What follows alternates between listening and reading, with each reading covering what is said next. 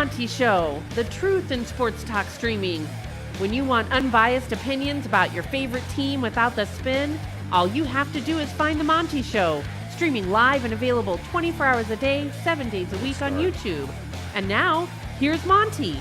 Hey, yo, man, how the heck are you? It is the Monty Show, live on your telephone. A pleasure to be with you. As usual, we are presented by The Advocates, theadvocates.com, the best injury attorneys in the business. I say it every single day on a beautiful day like this across most of this great country of ours. Motorcycle accidents, bicycle accidents. Did you see in the great state of Utah that bicycle fatalities are already way up? If you, your friends, your daughters, your sons, your sisters, your brothers, you've been in a bicycle accident, make sure you get to theadvocates.com.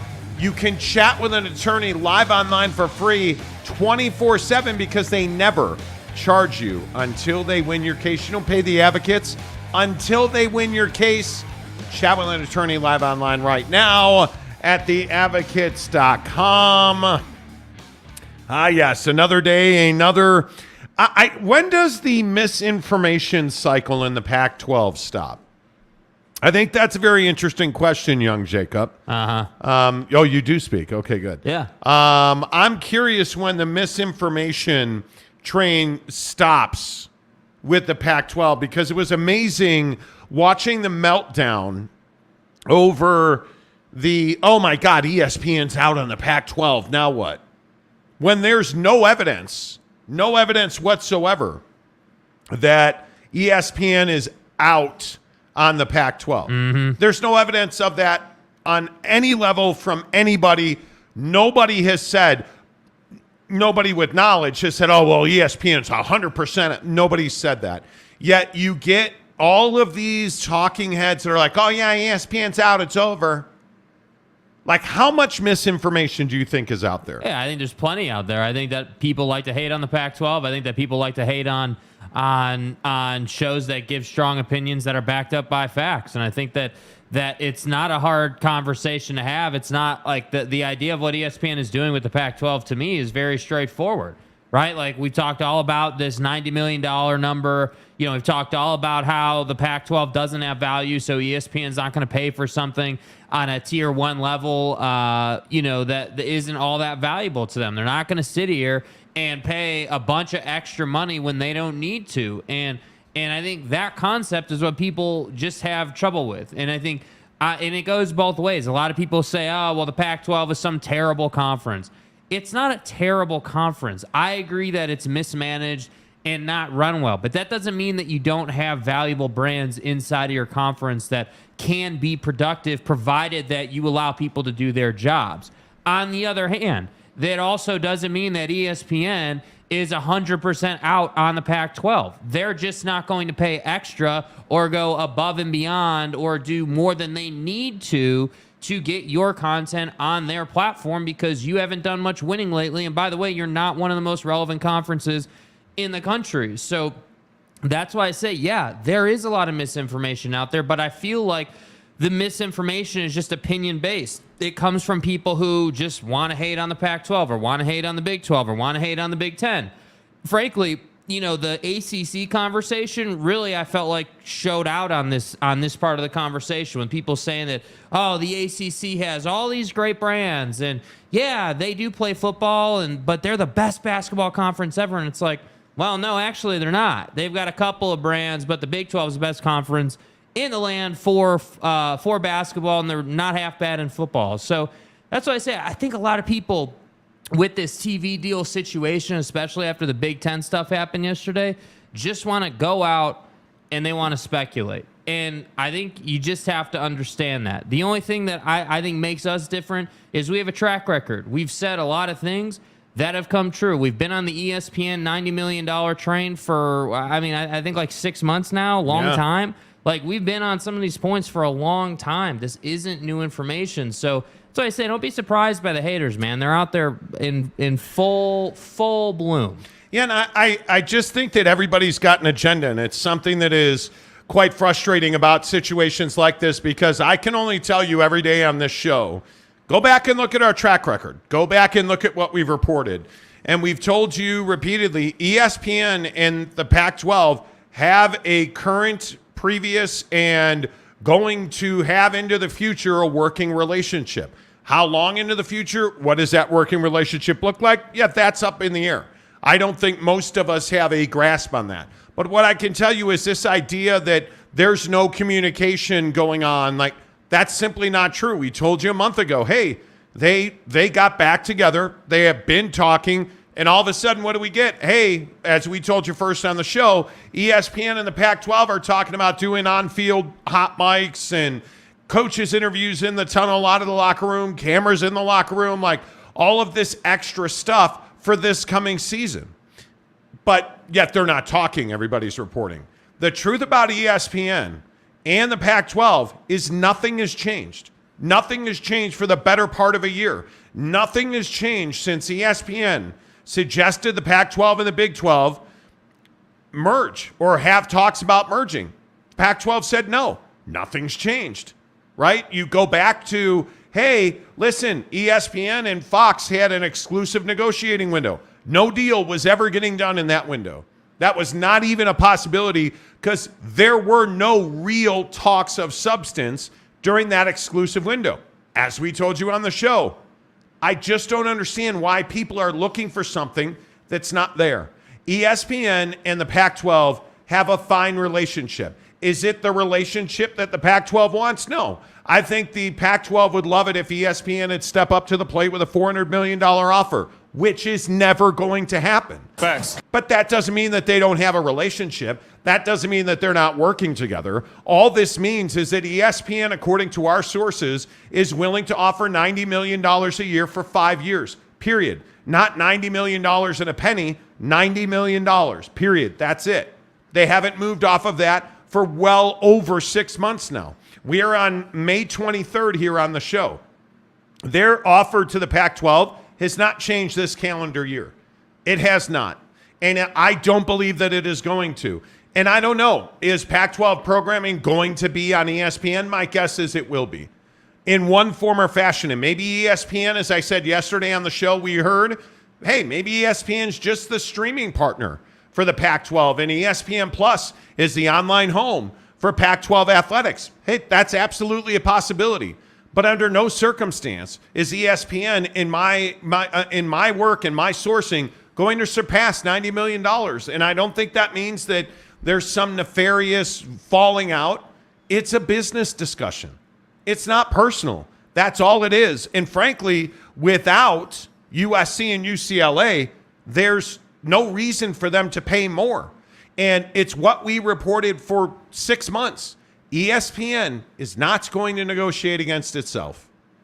Why would they do that? Yeah, they wouldn't. Yet you have all of these people putting out all of this content, and I get it. It's a lot of the Big 12 folks and a lot of the Big 12 voices who want to have doom and gloom on the Pac-12, which largely I think exists, if we're being honest about it. I don't think there's a lot to look forward to in the Pac-12 as far as the TV deal goes. But the idea that ESPN and the Pac-12 have some fractured relationship is just not based in reality because it's not true. Yeah, I mean, I think that a lot of people want to say, hey, like there was this whole conversation, and it's very reminiscent of this ESPN thing where people are obsessing on, hey, well, a fan of this school, Utah fan or Washington fan or this fan or that fan wants to talk a bunch of junk about, the Big 12 in this case. And now all of a sudden, because the fans of an institution are talking junk about another conference, all of a sudden you're telling me that Brett Yormark isn't interested in, an Oregon State or this or that. Like that's the perfect example. Fans don't matter in this conversation, man. ESPN doesn't give a damn what your opinion is about this or about that. And that's just the reality of it, just the same way that ESPN, Mr. Bob Iger, Mr. Head Honcho's there, don't care what we have to say, right? But the fact is that there are conversations being had, and ESPN has stood firm. So that's why I think when you're on Twitter or you're on these message boards, or you're on these different places, like we get, it must be like between 5 and 10 DMs on any given day, right? It ranges, whatever. But on any given day, multiple people DM us and they're like, hey man, like, did you hear this or did you hear that or this rumor or that rumor? And it's like, man, there's so many rumors out there. And I think that you have to stay true to the logic in the conversation. I agree. Which is, hey, again, why would ESPN pay more for the Pac-12? Well, they wouldn't.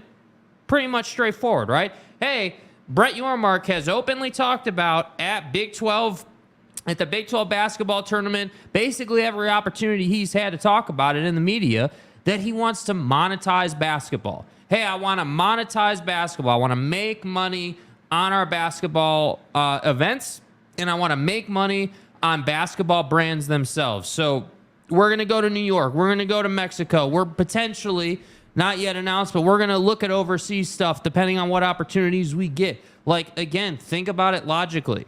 That makes a lot of sense. Why does he want the Pacific time zone? Because he can make more money. Why does the Big Ten want the Pacific time zone? Because they want to make more money. So again, you just have to be logical about these conversations. Yeah, I totally agree. And I think a couple other things that come to mind when I hear you say that, like, you look at the business acumen that's going on in the Big 12 right now, and you compare that. And I know that Pac-12 fans tell us that we are fans of the Big 12, and Big 12 fans tell us we're Pac-12 homers.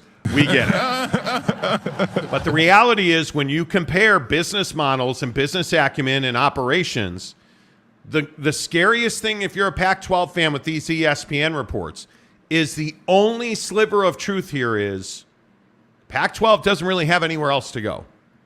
Because I maintain, and I doubled my efforts on the CW overnight, and in speaking to conference sources, the CW is not close to a deal with the Pac-12. Not one that makes a lot of sense. And I just don't think that the Pac-12 has a lot of other options. And again, I implore you to understand what the facts are, because I want to talk about this Washington State situation. Mm-hmm. We broke a story yesterday around 5:30 on this show that Washington State had a staff uprising, and it has to be 5 or 6 people DMing us this story, and it started about 2:00 yesterday afternoon. And hey, people are really pissed at Washington State. President Schultz left town and didn't leave anybody, with any closure. There were some people who were upset about the finances of the athletic department at Washington State. And there is a view at Washington State that there was, I don't know, what's the right way to say it, that there was a blank check being given at Washington State. Uh-huh. I don't know that I would say that is accurate or that's exactly what had happened. But from what our sources, and we talked to a lot of people yesterday at Washington State, our sources confirmed to us that department heads went to pretty much everyone's office yesterday, from the Pullman campus, like they went everywhere trying to get President Schultz on the phone, and he refused to take phone calls by some sourcing. They were going to either have a protest or a sit-in at his office until he returned or until he got on a phone. And late in the afternoon yesterday, apparently he did that and issued a statement that instituted a spending freeze at Washington State, where no spending at all, no hiring, no extra spending, nothing can be done until a full internal audit of the athletic department's budget and spending is completed. And recently the budget was approved by the state for Washington State facilities and athletics, and it really tweaked a lot of people, because you're looking at a situation, and this is where it comes back to the Pac-12. You're looking at a situation where every one of these 10 members, and really it's all 12 members, including USC and UCLA, are going to have to refund Comcast $50 million. It's a lot of money. It is a lot of money. And on top of that, you're not making much money on your media rights. they're struggling at Washington State, and they are no different than Cal. They are no different than Oregon State. A lot of the smaller budgets and athletic departments in this conference are struggling financially, and it came to a boiling point yesterday at Washington State, and I think there are a lot of loud voices at Washington State on all of their campuses that would like to see President Schultz get fired. And they are openly talking about it. I don't know that I've seen his seat any hotter than it is right now. And a lot of it is, I think he brought himself a much higher profile by talking about the Pac-12 media rights deal. Yeah. Which, again, goes back to what Jake and I have talked about on this show for months and months. I don't understand why these guys continue to talk to the media. I don't understand why they continue to give interviews to the newspapers at their schools, and why they're talking to, like President Schultz at Washington State, did a Zoom call with the Board of Regents and had somebody ask him a question about the Pac-12 media rights deal. I don't understand what good is coming from that, because all it's doing is putting more focus on the financial pressure that a tiny athletic department like Washington State is already feeling. And so when we talk about, hey, where's this school going and where's that school going, maybe ask yourself, where in the world is Washington State going to end up? Because Washington State, from our sourcing, is not a candidate to go to the Big 12. They are not. They are a candidate to go to the Mountain West. And if they do that, they're going to take an even larger pay cut. And again, I go back to this conversation about the validity, the ability of schools like Washington State to sign a grant of rights on any level, because all it does is limit their income. That's all it's doing. And when we've talked about the CW and we've talked about Ion TV, there's a lot of these presidents and athletic directors who wouldn't mind seeing grant of rights go away. And I think, you know who you can point to on this? BYU. Because BYU kind of laid down a blueprint for how to succeed as an independent, which is to say, somebody that doesn't have a grant of rights, who has a one-on-one direct relationship with, in BYU's case, ESPN. And what did BYU do? They leveraged their in-house assets, BYU TV, YouTube, social media, things like Instagram and TikTok. They leveraged those platforms to create revenue streams. And these athletic departments that refuse to do that, a la Washington State, who doesn't embrace Instagram, who doesn't embrace YouTube. The idea that athletic businesses in this country, in this day and age, would not embrace the video culture and the video revenue stream, especially when you're looking at what ESPN is doing, completely relaying the groundwork of how fans consume content, you're out of your mind. And so you look at what's going on at a school like Washington State. Do not think that this is the only place where this is happening now and is going to happen in the future. Academics don't give a shit about athletics. They don't care. They want their academic money. And you look at Washington State and you look at the people that went and protested and got loud over the last 10 days, and specifically yesterday at Washington State. It wasn't coaches. It wasn't athletic trainers. It was department heads. It was professors and it was academics who got loud about the money that was being handed out to the football department in specific, I was told. And we were the first ones to tweet that internal memo from Washington State. It's on my Twitter feed if you want to go and read it. But I'm telling you right now, this is not the first, Jake, and in my opinion, this is not going to be the last athletic department that's going to go through this kind of thing. Yeah, and I think at some point, you know, college institutions and even professional teams need to embrace video content creation. I mean, again, it's very simple. Like, fans will pay for a certain level of experience. So if you bring them into a locker room, if you bring them into a huddle, if you bring them places where they can't be in the stands or at home on the couch watching it on TV, if you bring them into those more intimate settings so that they can understand, you know, hey, you know, like Full Swing with Brooks Koepka, or like any of these, like F1 Drive to Survive, or like any of these opportunities that, you know, you've seen take place. If you give the fans that experience, they will pay you, and they will pay you a lot of money. The problem is it takes people having vision. And most people right now don't have the vision to utilize video content creation in their systems and in their culture to make money. So when you're 70 million some odd dollars in the hole, and when you're not making money, and when people are hanging out in your office waiting for you to get back or That's to get right. on the phone, you then wonder why. Hey, why did this happen? Well, it happened because you're not profitable, because you're not doing enough to create additional revenue streams outside of a deal that's as old as dirt in grant of rights. It's a dumb setup. It's old. It doesn't work anymore. And so you look around and you've got Michigan State is a great example, a random example on YouTube who does an amazing job of telling their story in all these different sports. Go and look for yourself when the program's over. You will see they do an amazing job. Notice you don't hear about Michigan State having money trouble. Notice you don't hear about the Big Ten really having almost any money trouble. I know the TV deal situation just came out yesterday, but they're not the ones that are $70 million behind on payments, right? Like, they're not That's the right. ones that are delinquent, if you will. Like, they're the ones trying to figure out, okay, how are we going to make our schools $100 million each, right? So their problems are like, hey, how can we make as most as possible?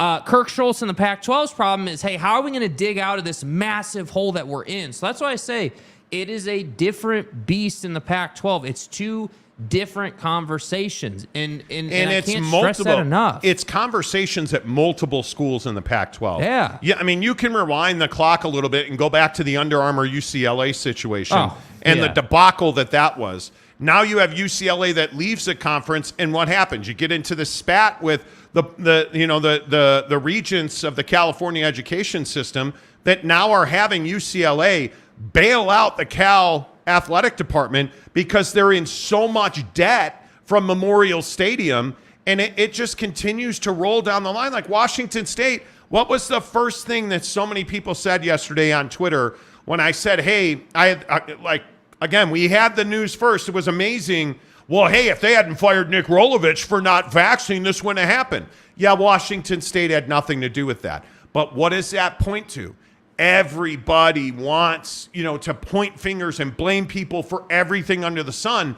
So when you get a legitimate problem like, hey, this guy won't communicate and he's giving a blank check to the football team, now we just start throwing everybody's problems on top of athletics. Mm-hmm. Now it's Nick Rolovich, and now it's uniforms, and now it's your uniform deal, and your grade point average, and your graduation rate, and land grants, and grants of rights, and just keep throwing all of it on top because you didn't want to handle a problem head on. Yeah. And it's unacceptable, the level of mismanagement. And before I get to your comments, you think about that word, mismanagement, because you've had it for a decade in the Pac-12 with Larry Scott. You finally got that off your back, and now you have it for years after that with George Kliavkoff, who has done nothing to raise the tide so all the ships can raise, right? Mm-hmm. Nothing. Mismanagement. You look across the institutions, even the great, majestic USC with the entry scandal at USC and the football scandals at USC, mismanagement. The uniform Under Armour deal at UCLA, mismanaged, right? You can go up and down this conference, and with very few exceptions, you have a scandal in mismanagement at just about every school. Now, I would say Utah's had very little off-field turbulence, very little, right? You look across the rest of the conference. Oregon State has had very little, but you look at Chip Kelly and Mike Bellotti, and you look at Mario Cristobal and all of that at Oregon. You look at the coaching carousel up at Washington. Like, you look at all of the problems with Jimmy Lake at mismanagement, poor hiring, poor fiscal responsibility. It has ravaged this conference. You look at Arizona State, and you look at Ray Anderson, and you look at Herm Edwards and the recruiting scandal. Mismanagement. Yeah. It's incredible to me how much and how deep the trauma of mismanagement in the Pac-12 is. And I'm not telling you that there are not scandals, because in the Big 12, Bill Self, Come on, dude. There are scandals in the Big 12. There are scandals. This TV contract is pure and simple mismanagement in the Big 10. But they're going to be able, that's not going anywhere, right? The Big 10 is going to be able to, they're going to fix that just fine. Just fine. But it's mismanagement. But you look at the Pac-12 and it's everything from the commissioner, the building they're housed in, the money that went to pay for that, his private jets, his private suites at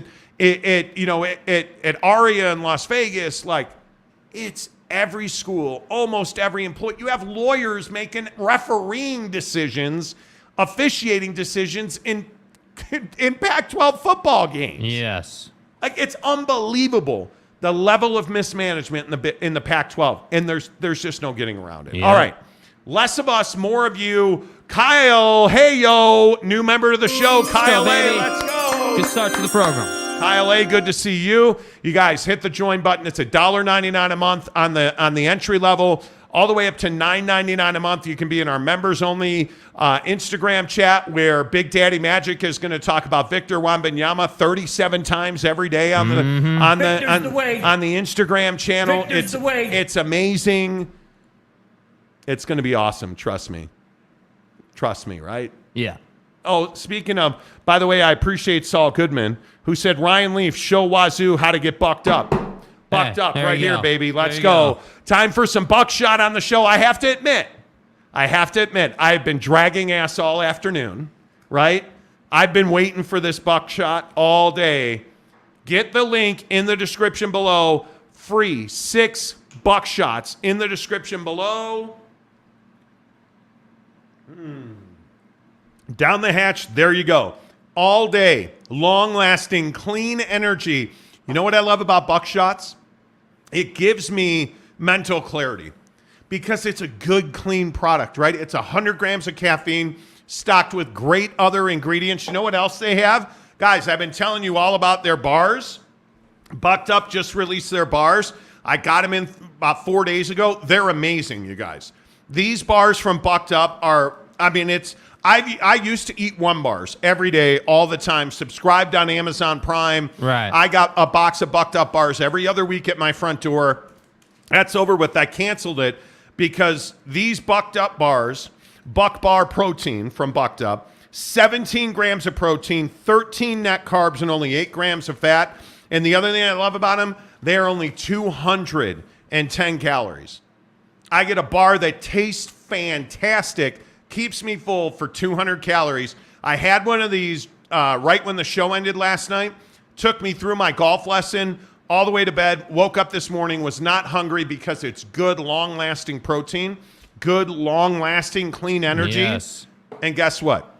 You can get free samples of both the bar and the buckshot in the description below. Click on the link that says free sample. Hook it up. Our good friends at Bucked Up, always taking care of you. Right here on the Monty Show. Saul Goodman says what flavor or taste they have, guys. I'll tell you what, the buckshot, this is watermelon, and it is so damn good. All day. It is so good.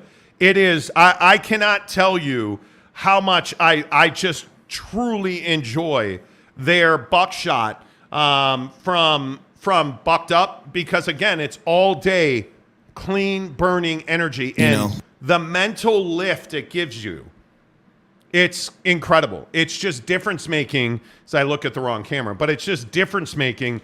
My favorite bar by far is the Dream Bar from Bucked Up. Their Dream Bar Buck Bar is phenomenal.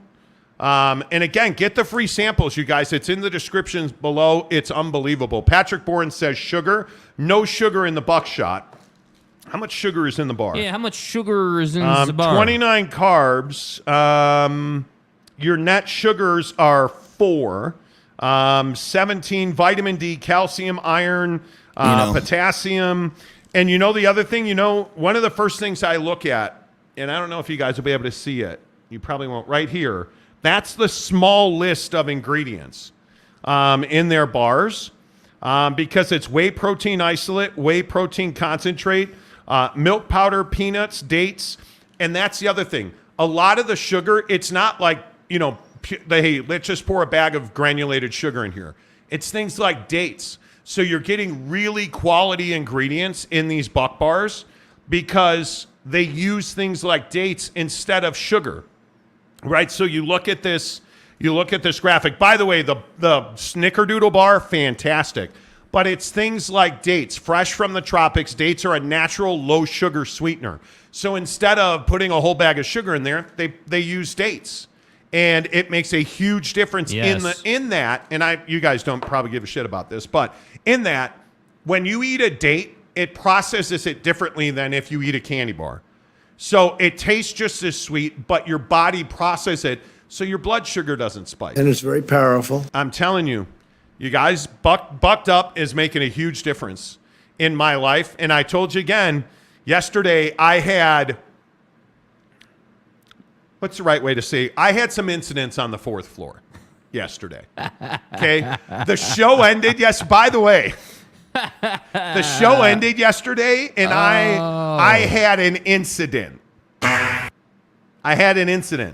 And I've been telling you, hey, for the last month, I've really been locked on my nutrition, golfing, cardio, working out in the mornings before the show, like locked on it. And I've lost a good bit of weight. I've lost, as of this morning, my point was, I gained 4 pounds when I weighed myself on Saturday. Yeah. Yesterday, I had so many incidents. I had 2.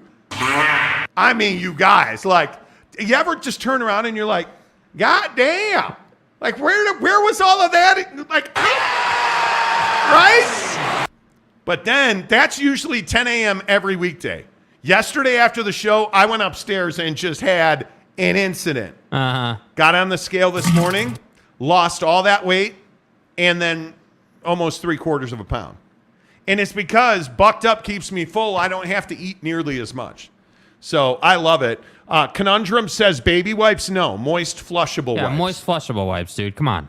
Truck Stop Gumby says incidents. I'm just sharing with you guys. Dude, it was so the last hour of the show yesterday, I was sitting here and I was like, because it's not usually that time of day. That's the thing. And you're like, dude, because we make an intentional effort, because the showroom, for those of you who've seen the studio, where it is in the building at the Maverick Center here. And then, the bathrooms, they're not exactly close. So what we do is we make sure in our pre-show protocol before the pre-show meeting, we go and we offload and handle our business so we can go 3 hours uninterrupted, because you guys know we don't do our 5-8 minute commercial breaks like some other programs do in this town and on YouTube. We go straight through. So for us, we got to make sure we're ready to go. But my guy over here, the last hour of yesterday's program, is sitting over here twisting. Ooh. And I'm like, dude, what's going on here? What's going on is quite a bit of weight loss happened after the show. But I felt great. Went and had a golf lesson last night. My guy Terry DeMine. New vlog coming out. New vlog coming out. Getting my golf shot right. But I'm telling you, Bucked Up really helps me not eat as much, and it's been awesome to lose. I'm pushing 15 full pounds now. Like, I just feel great. My wife is amazing. She's been cooking well. Like, it's been really good. So. Saul Goodman wants to know, do you lean? No, I am team stand and squat. No, I am team stand and squat. We don't break our arm. We don't do that. MJ Bissett says bowl movement breakdown on the Monty Show. That was my bowling team name. Bowl movement. It was. Saul Goodman says, when are the Bucked Up gummies coming out? Not soon enough. Seriously. Not soon enough. Like, in all seriousness, do you know how many people ask me for Bucked Up gummies? I'm not joking. When Saul, you ask about that, dude, it's everybody asks me for Bucked Up gummies. Yeah. Bob Holsey, let's twist again like we did last summer. Okay. Better to lose a friend than an intestine. Totally, Rick. Totally. Right. So that's why the show ended earlier. Well, and I had to be somewhere but yeah, pretty much. Carrie Lee, a trip to Costco for Kirkland 30 roll pack. No, bro. Moist flushable wipes, dude. You can't be poking the brown eye with sandpaper. You got to keep it supple, bro. You got to keep it supple. Hey, Scott Rayner. Well, right there. Hey, Scott Rayner. Let's go, Scott. There we go, baby. Let's go, Scott. Welcome to the Appreciate showroom. you. Jay Chapman says, sounds like you're making a Pac-12 portrait. Well, You look very much like the Palouse. Yeah. Anyway. Franz Pierre Gatling, UCLA did not mismanage the Under Armour deal. UA CEO Kevin Plank decided to terminate its apparel deal with you. Correct. During the pandemic due to force majeure. Correct. And they went, I know Under Armour pretty well. I think that they were the weird thing is UCLA and Under Armour hated each other from the moment they got together. UCLA to this day should still be an Adidas school. That deal should have never ended. And I think that UCLA and Under Armour were destined for battle from the day that they signed that deal. Before the ink was even dry.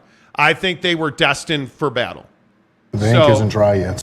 Yeah, and by the way, Under Armour has had incredible returns now. They have bounced back significantly. Obviously, they have multiple schools, including the Utah Utes, that endorse and wear Under Armour. Like, it just was never a fit. It was never a fit. Zach Slater, if UCLA had to help bail out Cal, maybe Cal to the Big Ten isn't such a sure thing. Oh, no, I think Cal to the Big Ten is... I think you're going to see Oregon, Washington, Stanford, and Cal go to the Big Ten. Yeah. I think that's going to happen. I was talking to a Big Ten TV guy the other day, and we were talking about the validity of California, University of Cal Berkeley, in the Big Ten. And straight away, academically, man, Big Ten would love to add Cal. Who wouldn't? But I think the issue is... And I think we've talked about this at length on the show. The Big Ten never wanted UCLA and USC alone. That was never the plan. It's never been the plan. Like that, that was never the deal. Because you can't have this Western enclave where the entire conference has to travel through there. You need the 6 teams on the West Coast. Yeah. It's almost mandatory. I think at the end of this entire process, Washington, Oregon, Stanford, and Cal will all be in the Big Ten with USC and UCLA. Yeah. I think that is an inevitability. There's no doubt about that. Monty owes a ribeye. In fact, I do. What time is Monty makes Jet ribeye today? Well, whenever Jet decides to show up. We need to work it out. My wife is diabetic and can handle up to 4 grams of sugar, especially if it is fruit sugar. I'm telling you, dude.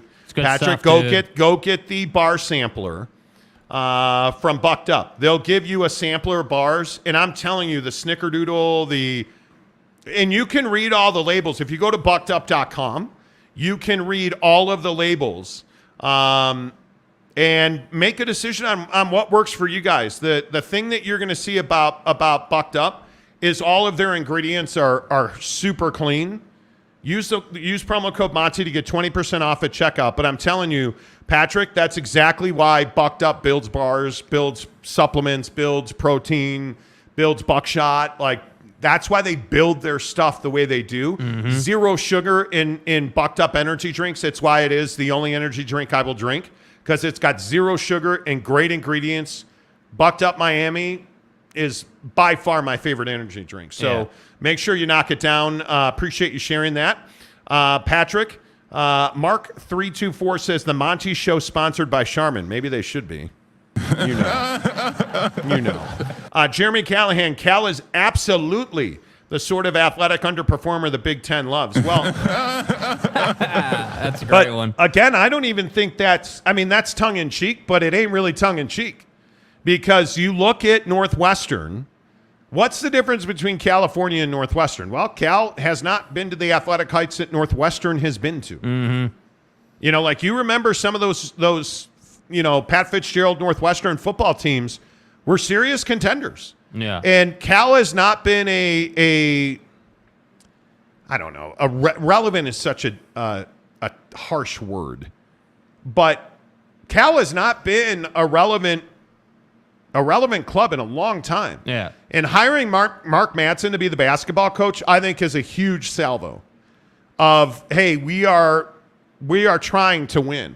Because I think they know they need the gate. They need the concessions. They need the They need the momentum to make more money. And I hope they make it because they have spent so much money at Cal. They're never going to get that money back. You know, at some point where you're like, God damn, dude, I have thrown so much money into this car. I'm way upside down. Dude, just sell the car and get what you can. Right? That's where California is. Memorial Stadium, and I'm not a Cal alum, just having worked there, having covered Cal for a long time. Memorial Stadium is a concert venue more than it's an athletic venue. Yeah. It's a great place. Mrs. Monty and I saw Jason Mraz there many years ago now. Yeah. It's a lovely place to watch a concert.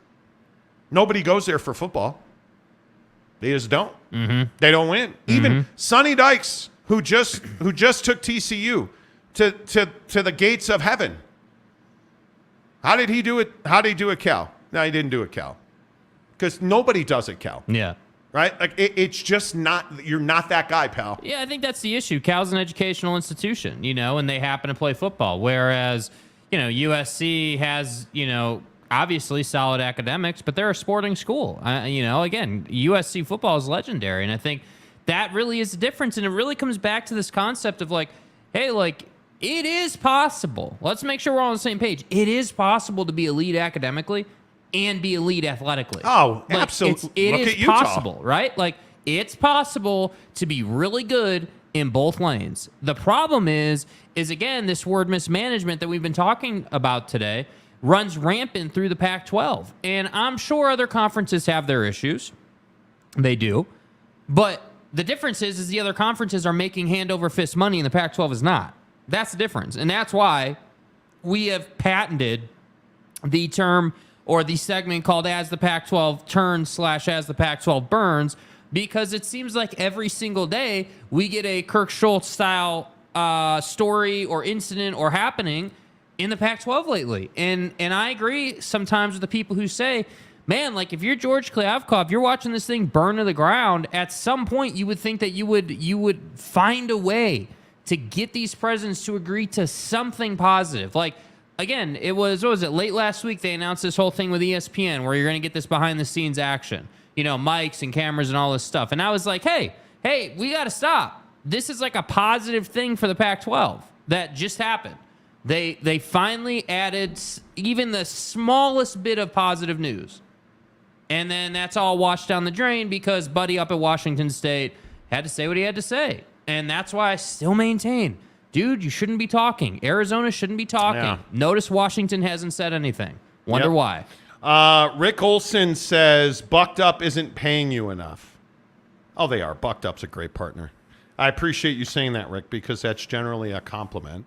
Franz Pierre Gatling, okay, says, Bucked Up supplements are great. They sell the products at my gym. Gold's in Venice. Let's go. Okay. Let's go. Let's go, dude. Hey, a little breaking news for you here on the program. Uh-oh. And I've been waiting for this story. Dennis Dodd on CBS is reporting details from a draft that would establish a federal regulatory NIL body. Oh, boy. The Fair College Sports Act defines booster by annual dollar donation. Athletes would have to report NIL deals within 30 days or face appropriate discipline. Appropriate discipline. What the flip is appropriate discipline?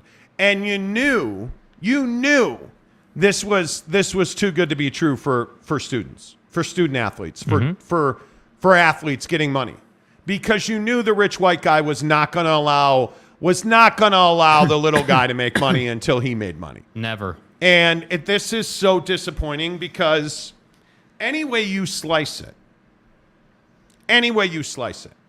NIL was good for the student athlete and bad for the school. There's no doubt about that. Yeah. The kids are making more money than the school's making per capita, right? So on scale, and they were never going to allow that to continue. Mm-hmm. And I just think it is so predictable that in this day and age of NIL, we want to make sure that the NCAA, that is a useless, has no purpose body, is going to make sure that the student suffers and that the rich white guy makes a ton of money in college. Yep. And this is what we're looking at. Yeah, I mean, I agree with what you said there. It's predictable. You knew this was coming. This is not surprising. It's not a surprise that they want to fight the fact that you have people who think that these kids are being treated as employees. Like I look at this and I just say, dude, like at some point, it's like the running joke I always say, like, we drive on our way to the studio. We always drive by this high school. It's on the way, and I always see it's Granger. in the morning. Yeah, Granger. And I'm always like, man, like you're like 15 years old or 17 years old, however old you are. You don't know what the IRS is yet. Seriously. Right? So like when I say that, because these college athletes shouldn't have to be under pressure. You shouldn't have to be like, oh yeah, well, man, I'm Bronny James and man, I got like 50 million NIL deals.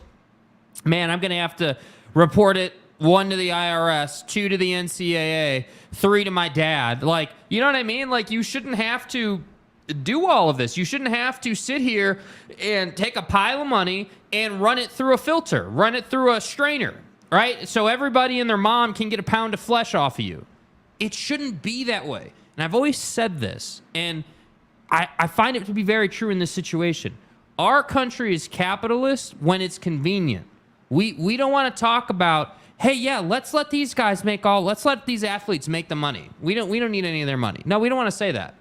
Oh, you're on the field, Bronny? You're on the court, Bronny? We're taking some of that money, right? Like, that's what it is in college athletics. And Absolutely. The problem is, Absolutely. where we always get to is Buddy, who's never going to play professional athletics, right, is going to lose a ton of money over this whole situation. So that's why I say it's really frustrating to me, because we should allow the kid who's got this amazing personality, is super charismatic, who maybe plays ping pong in college. If dude can go out and get NIL, let him go get it. Who cares? Like, what's the big deal?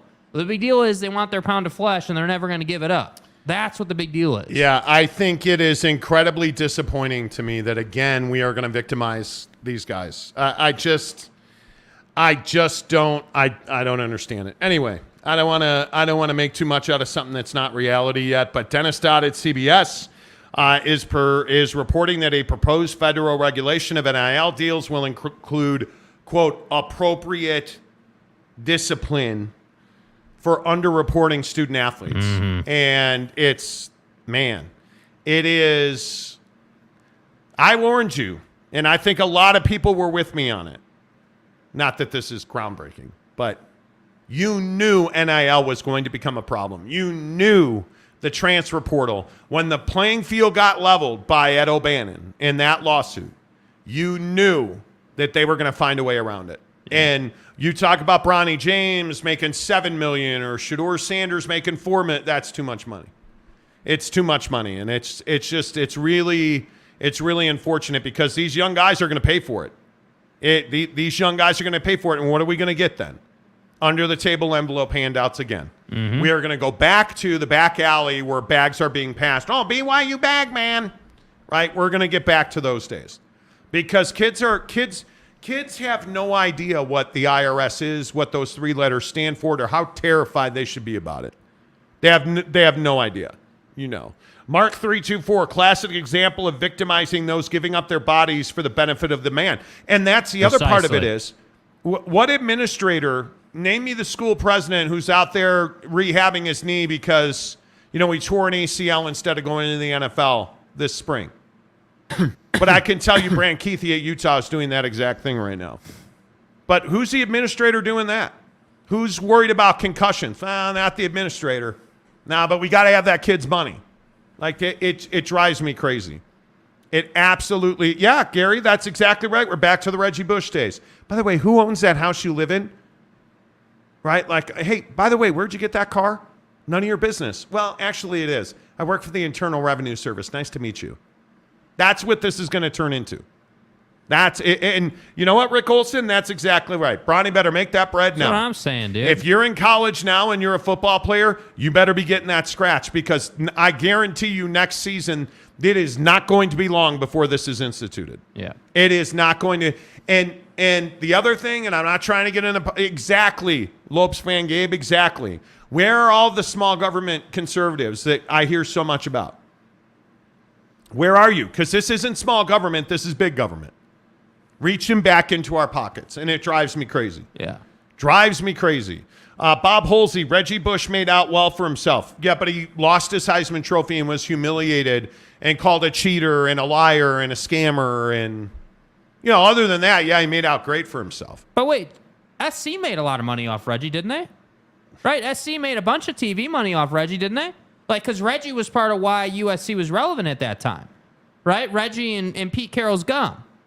Right? Like, that's what bazooka. I'm saying, dude. Like, come on, bro. Like, at some point, I it's so funny in life. I wish people would just come out and be like, yeah, with like these kids feed our pockets and we want to make the money. Yeah. But we'll never say that. We'll never say that, even though that's what the actions say. Yeah, Big 12 Mafia says, why should NIL be tax-free? Nobody said it should be tax-free. But this isn't, the thing you don't understand is this isn't about tax-free anymore. This is about making sure the school gets paid and the kid doesn't.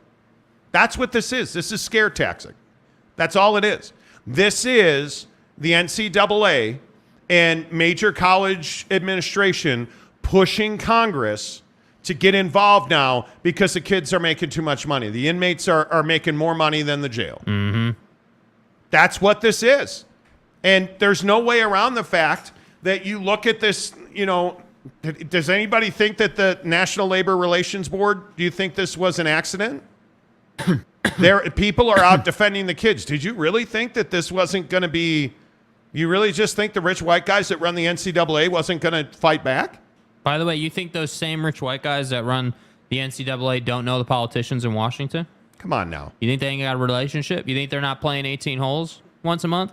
Come on now. This isn't about kids being tax-free. This is always about pushing the ceiling down on the athlete. They get their education. I don't get it, bro. You got this great education. What more do you need? Okay, well, what more do you need? Because President Schultz at Washington State, you're making millions of dollars to run your fiscal program into the ground? Yeah. By the way, who makes you all that athletic money? Oh. It's not tax-free. Oh. And nobody's asking for it to be tax-free. Nobody has said that. Nobody has said that. I just think it's crazy to me. It's crazy to me that so many people want to victimize the athlete. Like, I've never understood that about it. My point about the IRS is that it's already taxed, right? So they make the money, right? Okay. Hey, BYU and Built Bar. Okay. Right? We're gonna pay all these kids $5 and we're gonna give them some Built Bars. So you're gonna tax $5, then you're gonna take $3 from the kid if he underreports it. Then how much are we gonna pile on? And really, the real balls to it is this has nothing to do with your average Joe athlete. Nothing. This has everything to do with guys like Bronny James who go out and make a ton of money, and you're all pissed off about that. And you want to say, oh, well, they're student athletes, not athletic students. Their education is first, and their athletic is second. Well, actually, sir, the trigonometry that they're going to learn in school is going to serve them zero purpose, and dude's ability to knock down the elbow jumper is what's going to get him paid. Yep. Tony says, don't you think schools will fight this tooth and nail? No, I don't. I actually don't. I think the NCAA is doing a golf clap about this right now. I think they are like, let's go. Let's go. Hold the man down. Let's go. Any way to find NIL money. Any way to rake it in. I think and does anybody else recognize that schools are getting closer and closer and closer and closer to cutting kids' checks? Because you look at all these schools now, I can't tell you how many, just because we're in Utah, I can't tell you how many people complain about the NIL process at BYU. Yeah. How many advertisers we speak to. Well, think about it. Wouldn't it just be a lot easier if NIL was run through the school and then you cut the kid the check? I mean, that's how employment works, isn't it? But will there be transparency on that? Probably not. No. I don't think the schools will fight this at all. I don't think that. I think student athletes. I think it's going to take another Ed O'Bannon style. And the sad thing is, you know what this is going to take us back to? This is going to take us back to unions for athletes in college, and I want nothing to do with it. I'm not anti-union, but this is not the venue for that. Sweaty Sean will make his triumphant return in a new program. It's just not the venue for that. And I think anytime you hear politicians getting involved with money that college athletes are making, you should be terrified. Yeah. Because send those refunds. The kid's going to lose. Yep. Plain and simple, the kid's going to lose. And I understand that there's a lot of people who are like, hey, man, you know what? They get an education. They have a scholarship. They get meal money. They fly in airplanes. Yeah, I totally get that. They also, football players, and look, it's their choice. Nobody's got a gun to their head saying, hey, got to go play football. Got to go get brain damage. Totally understand that. But these universities are making hundreds of millions of dollars off of these kids. We built this program on NIL. You guys, the Big Ten is making billions of dollars every year just in television and media rights money on those athletes. And now we're going to Congress to try and push the ceiling down on those kids. And I just don't like it. Yeah. I have a bad feeling about it. I think it's one of those things where we're not allowed to have nice things. We can't have nice cars and nice toys, and because daddy's got to have nicer toys than we do. And I'm probably making too much of it. I get it. I totally understand it. I'm probably making way too much of it, but I just feel like this is that thing where we wind up fighting over it, and it's something that we shouldn't fight for it. We shouldn't fight over it. Yeah, I just think that these, and again, my problem is it's like, you notice what we've been hearing about lately, or like lately being the last couple of seasons with college athletics. Oh, well, all these kids are going G League, or they're going, with basketball, G League, or, they're going overseas, or they're going to Australia. Well, why do you think that is? Because they can make that same NIL money outside of the NIL system. Yeah, sure, it'll be taxed. Absolutely. Without regulation and without the headache. And I don't have to go to class. Like, what are we talking about? And by the way, I think it's been incredibly detrimental to the college basketball landscape. Absolutely. I think it has absolutely hurt college basketball on the whole. And anytime the government gets involved with college athletics, it's not a good thing. It's not good. And this isn't like some political conversation. That's not what this is about. Plain and simple. It is in my mind, the NCAA, who again I think is a useless organization. I truly do. They are in it to make money. That's all it is. It's the NCAA trying to make sure they get their pound of flesh. And I think you're going to see, ultimately, before I end this whole thing, I think what you're going to see is a complete rewriting of the script of NIL. And you're going to hear words like the Wild West, and we had to control it. People were getting hurt, and it wasn't working for anybody, which is just not the case. Yeah. And those scenarios are out there. There's no doubt about it. Those scenarios are out there. Boosters and companies are absolutely acting like the Wild Wild West in certain situations. Totally agree. But is that the norm? That's not the norm. Most of these kids now, the big-time athletes, are represented by NIL agents. So the school is pushed out of that. The NCAA is pushed out of that. It is strictly, hey, this kid's got an endorsement deal with Cadillac, and he's making $86 trillion. Yes. Well, how much of that are we getting? Nothing. All right, call your congressman. That's what this feels like to me. Yeah. Okay, there endeth the lesson. Can we talk about pizza, please? Yes. Yes, please. I know. No olives, though. See, all this breaking news. Damn it, Dennis Dodd. If Dennis Dodd would stop doing his job until 6 o'clock, my life would be much easier. That's right, T. There you have it. Okay. And if I got home tonight and there were marinara meatballs on the table, my life would still be much, much, much more easier and more funner, too. All right, let's play the spot. At Papa Murphy's, we do more than just pizza. We do meatballs and marinara. Papa Murphy's does meatballs? Oh, I think you mean I do the meatballs and marinara? And how do you do it, Dad? How do I do it? How do I do it? Oh, well, we do it with savory ground beef Covered in tangy marinara. That's how, honey. At Papa Murphy's, we make great pizza. And don't forget the meatballs. Order now at papamurphys.com. Yeah, and furthermore, download the Papa Murphy's mobile app, you guys. It's so easy. Use the promo code Monty. Get 25% off your purchase of $25 or more at Papa Murphy's Pizza. The mobile app, the best thing about the mobile app, there are always coupons. They're always telling you, hey, buy, like that BOGO special, that buy one, get one free special we had last week. They do that twice a year, I think. And they always give it to you early when you have the Papa Murphy's mobile app, or they'll give you free cookies, or they'll get... Yes.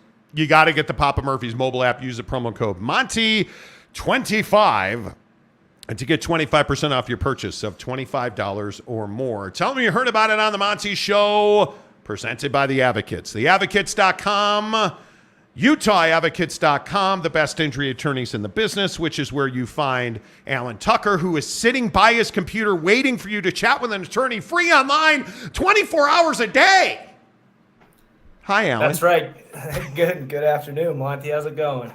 I'm doing all right, man. Good to see you again. Hey, I want to start by congratulating you guys. You had an amazing bike drive. I saw that you guys broke records collecting bicycles. Yeah, I don't know the exact number. All I know is we had 3 full U-Haul trucks of bikes that we had to make 3 trips down to the bike collective because members of the community just kept stopping by our office, donating their old bikes, and it was absolutely a successful drive. Yeah, and I think one of the cool things about the firm, and I know we talk about this every time you're on, but you guys really walk the walk. You guys get back into the community. You guys give so much time and effort, and I think it's really cool the way you guys support the communities that you service. Yeah, it's part of, like we say, what does it mean to be an advocate? It goes beyond just being attorneys and being, your law office. We love giving back to the community, especially in times right now when the weather's getting warm. More people are out on bicycles, on motorcycles. We encourage all of that. That's part of what living in Utah is about. But yeah, so we like to get involved with the community, help those around our community donate, help facilitate those donations so people in need can have access to being able to go out and enjoy the weather and the environment that is here in Utah. We talk about it every day on the show, and you talk about bicycles and motorcycles and the scooters that everybody rides around on now that you can rent, or I think the issue is that those are so much fun, but it can be so dangerous. And when you look at the incidents that happen on motorcycles, and I was talking to a friend of mine about the fact that Utah has seen a significant spike in bicycle fatalities. Unfortunately, Ellen, I think it's really dangerous to ride your bicycle if you're not really careful while you're doing it. Yeah, unfortunately, as enjoyable as it is, and as much as we encourage, get out there, ride your bike, ride your motorcycles. The reality is when you're in a car, you're kind of protected, right? They're designed to with airbags and seat belts, and you've got a steel cage wrapped around you. You're not so lucky if you're on a bicycle, on a motorcycle. You don't have those safety features to help keep you safe. So the best way to stay safe is not just educate yourself as a motorcyclist, as a bicyclist, to ride in safe patterns and in safe areas. But also, if you're in your car driving, it's extra important as the weather starts to warm up to just be aware that there's going to be bikes out there. There's going to be motorcycles out there. They're harder to see when you're in your car, and unfortunately, when there's a car on motorcycle or a car on bike incident or collision, the motorcyclists, the bicyclists, they're not going to win that fight anytime soon. And so that their injuries tend to be a lot more severe, a lot more potentially life-threatening than if you're in a car with all those safety features. So just be careful. If you're on the bike, if you're on the motorcycle, be aware that others might have a harder time seeing you. If you're in a car, just be aware that cyclists and motorcyclists are likely out there. Share the road, be courteous. We're not, nobody wants to injure anybody. You got to just take extra care to protect yourself, protect those around you. Well, and I think when the unfortunate happens, when there's an accident, you also aren't at the top of your game physically, emotionally, or mentally. You need somebody that, can fight for you. You need somebody that can help you navigate that process, because I think there's a lot of people, Alan, who don't understand that there is absolutely a right decision and a wrong decision when you're trying to get back on your feet. And that's why you need somebody that'll be your advocate. Yeah, not only are we here to represent you legally, but like I said, we encourage getting out and partaking in these things. We do it ourselves. We've got all the attorneys in our office are involved with, bikes or motorcycles or whatever it might be. So not only are we involved in that stuff, but we know how to handle those things because we're part of that community. We specialize in all types of injuries, but motorcycles, bike accidents, those are something that we really take pride in representing because we ourselves are involved in that community. And so we try to look after those who are injured. Yeah, and I think about it a lot. I think about the advocates all the time because my wife's training for a triathlon in the fall down in Provo. And so she's on her street bike a lot, and it's something where you can put on a helmet and you can, ride defensively and you try to stay on trails. And, inevitably you find yourself in a bike lane, man. Just please be careful, folks, when you're out there. But, before I let you go, the other thing I want to talk about is the fact that, hey, I know a lot of people have, a level of comfort with talking on the phone versus chatting online. But you guys have this great service where you can chat with an attorney live online for free 24 hours a day, 7 days a week, because you guys don't have consultation fees or big retainers.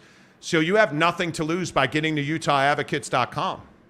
Exactly. It's not Chat GPT. It's not a robot that's responding to you. You've got an attorney, living, breathing. Whether or not we have a heart, I guess that's another question. But you got an attorney on the other end of that chat line that will be able to answer your questions and usually be able to tell you right then and there whether or not it's a case that we can help you out with.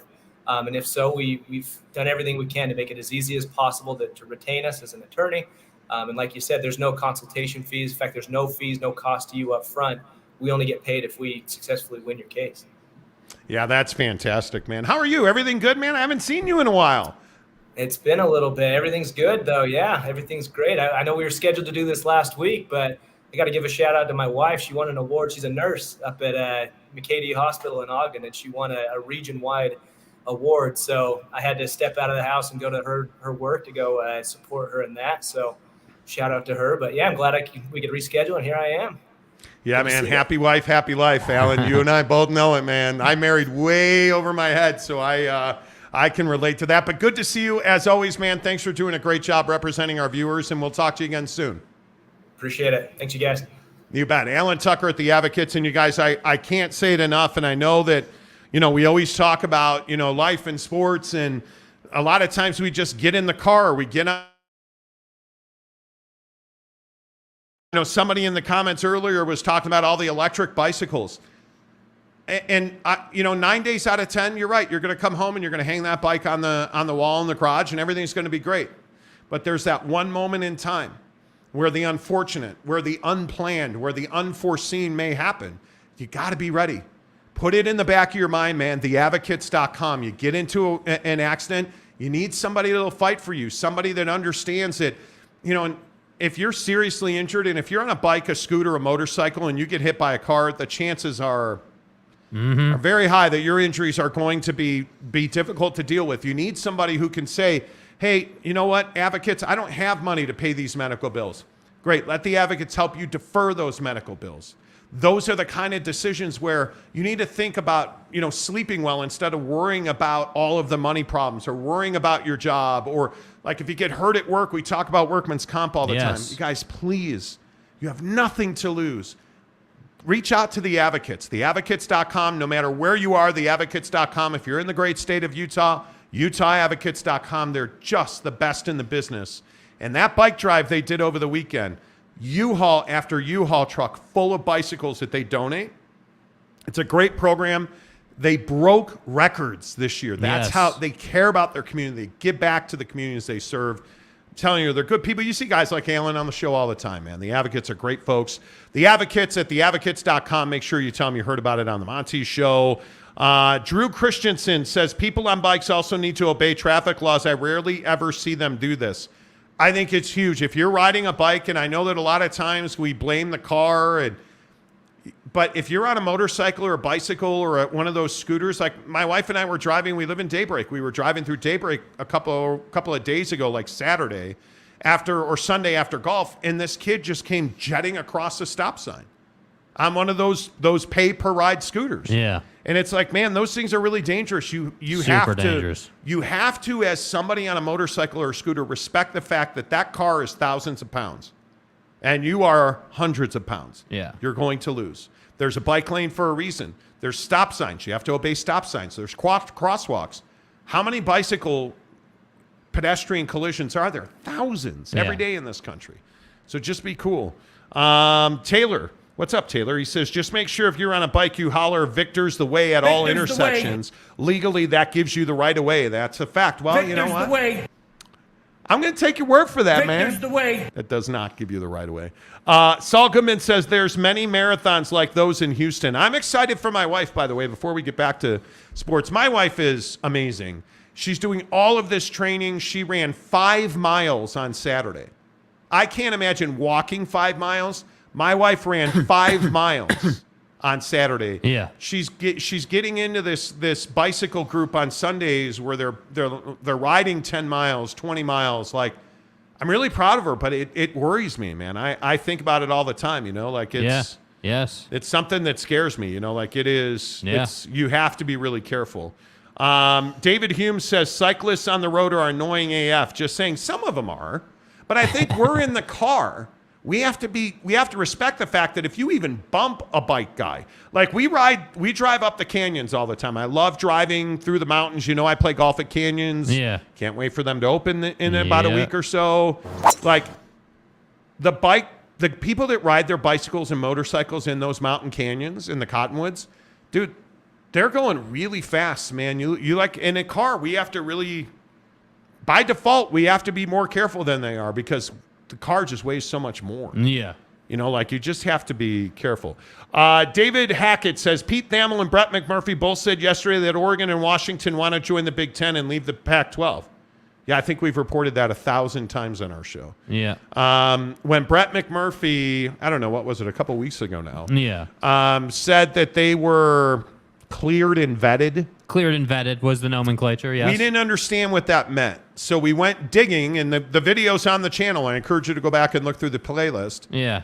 And what we found out was that, they've talked. They've had in-depth conversations. That the Big Ten went back to their TV partners and said, hey, if this eventuality happens, are you willing to step up and kick in more? And the answer was overwhelmingly yes. And it would really be CBS and NBC because Fox Sports has the early window that now we know is a bit controversial. Big Ten Saturday noon kickoff. Yes, that's on Fox. CBS has that 3:30 Eastern window, and NBC supposedly has that later window.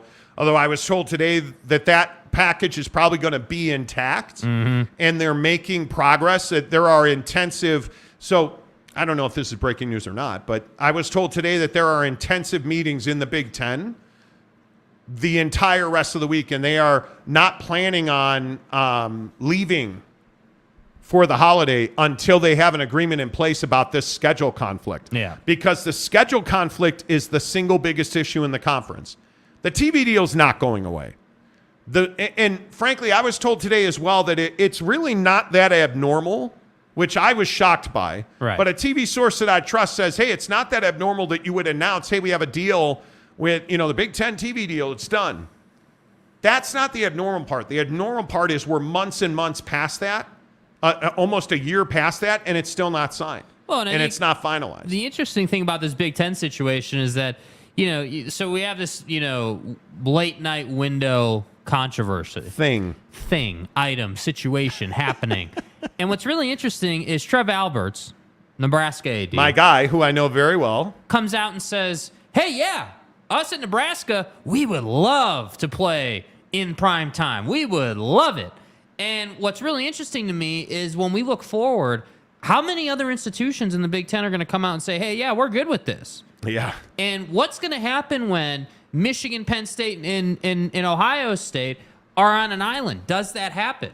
Is it a thing where only Nebraska comes out and says they want the primetime slot, or do we see more development? Because if we see more development, more people say, hey, we would love that because Michigan, Penn State, and Ohio State get all the primetime slots in our conference. But one of the conversations that I'm told is happening in this league is, have UCLA and USC play Nebraska, play, the lower tier Northwesterns, Iowas, play the Michigan States, play the secondary brands in this conference, have Indiana play. Because, frankly, who draws the most water in the Big Ten? Penn State, Michigan, and Ohio State. The Ohio State. Who's most upset about this TV contract in the late window?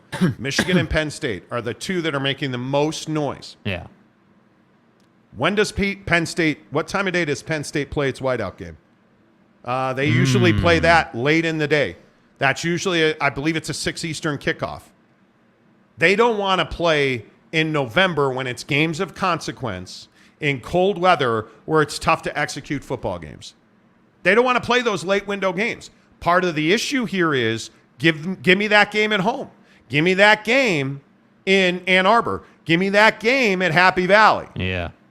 Don't send me to Los Angeles when it's 10 degrees, at Penn State, and it's 70 degrees and warm in Los Angeles, where all of my kids are going to be there for less than 24 hours, and we're going to have to physically adjust. So we're going to have to spend an extra couple of days in Los Angeles to get rehydrated and get used to the weather. Yeah. Send USC, the new member of the conference, to Penn State to play that game in the cold weather. Yeah. Those are the conversations that are happening. And from what I understand, what I was told today was, hey, they're having intensive meetings to get these issues worked out because there's not anybody in that conference that wants to give a penny back. Not a one of them. And I think the other big issue is, does NBC keep that conference championship game in 2026? Because I think that's one of the major sticking points in the Big Ten. But why is it that we have all these commissioners? Larry Scott, Kevin Warren. Yeah. These commissioners that leave their conference with problems. I mean, the idea that Kevin Warren guaranteed a championship game in the Big Ten before that was even done is wild to me. It's a huge mistake. It is an absolute huge mistake. Yeah. And I don't know how else you can even slice it. Because there are things that you do that are huge mistakes and then things that you don't do. Like David Hackett joining the membership. That was not a huge mistake. That was actually really smart. Let's go, baby. Everybody welcome David Hackett to membership. David, appreciate you being here. Thanks so much. I think these guys, they leap at money bags. Mm-hmm. And it's problematic because a guy like Kevin Warren, I can tell you firsthand conversations, there's a lot of people in this conference pissed at Kevin Warren. Yeah, as they should be. Because much like Larry Scott, Kevin Warren left them a bag of crap sitting on the front door, and it's on fire. And it's worth $100 million per school per season. Like, they got to figure it out. Yes. And they will. This is it. Don't buy the hype that the Big Ten TV deal is imploding. It's not. It is not. But there's going to have to be some heavy lifting done to get pen to paper. Yeah. And I think the fact that you have Michigan and Penn State, who are two really important members of that conference, that what they say goes. When they say jump, you say how high. Yeah. And I think it's going to be interesting to see how all this works out. Fox has the most to lose here. Fox has the most to lose. And I think that Fox is – the interesting question is, how much is Fox willing to eat on that championship game, and are they willing not are they willing to let it go? Yeah. Are they willing to say, hey, that's going to be a big question. Mm-hmm. Maybe they take one of the things that was suggested today is maybe they take more of the basketball revenue. Maybe they take more of the basketball revenue because I think that's the only way that you get around this. And Fox has a massive appetite for basketball. We know that. Yeah. So it'll be interesting to see how all that plays out. But I think this deal gets done. I don't think there's any doubt about that in my mind anyway. It's fair says I've been hearing the Big Ten is really only 3 schools carrying the conference. Is there a universe where the conference collapses because 3 schools are worth 70% of the brand? There's not. No. There's not, because I also think when you look at the way the Big Ten works, they only work because they have a really, really big amount of viewership. And now, sure, it's 3 schools, but now it's 5 schools. Yeah.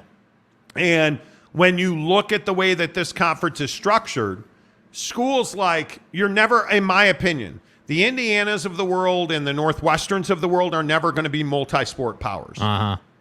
But you don't need them to be. What you need is the bottom half of the conference needs to come up. And you're seeing, I think, Indiana football is a lot more competitive. The question is, what's going on at Minnesota? Are the Gophers going to continue to get better? When does Nebraska really become a power program? Well, you just hired Matt Rule, and Trev Albert's been in control now for a couple of years.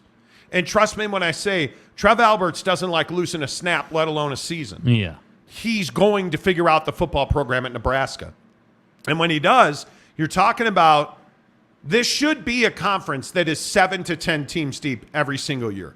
Because it's inexcusable for Michigan State to suck out loud. Right? Because you have a basketball program that is perennially a powerhouse with Tom Izzo. Yes. You've got to get Spartan football back up on the radar because that's a program that has some history and lineage to it. Right? So if we're now looking at, Michigan, Ohio State, Penn State, right? You look at, frankly, Illinois has had a really resurgent couple of years.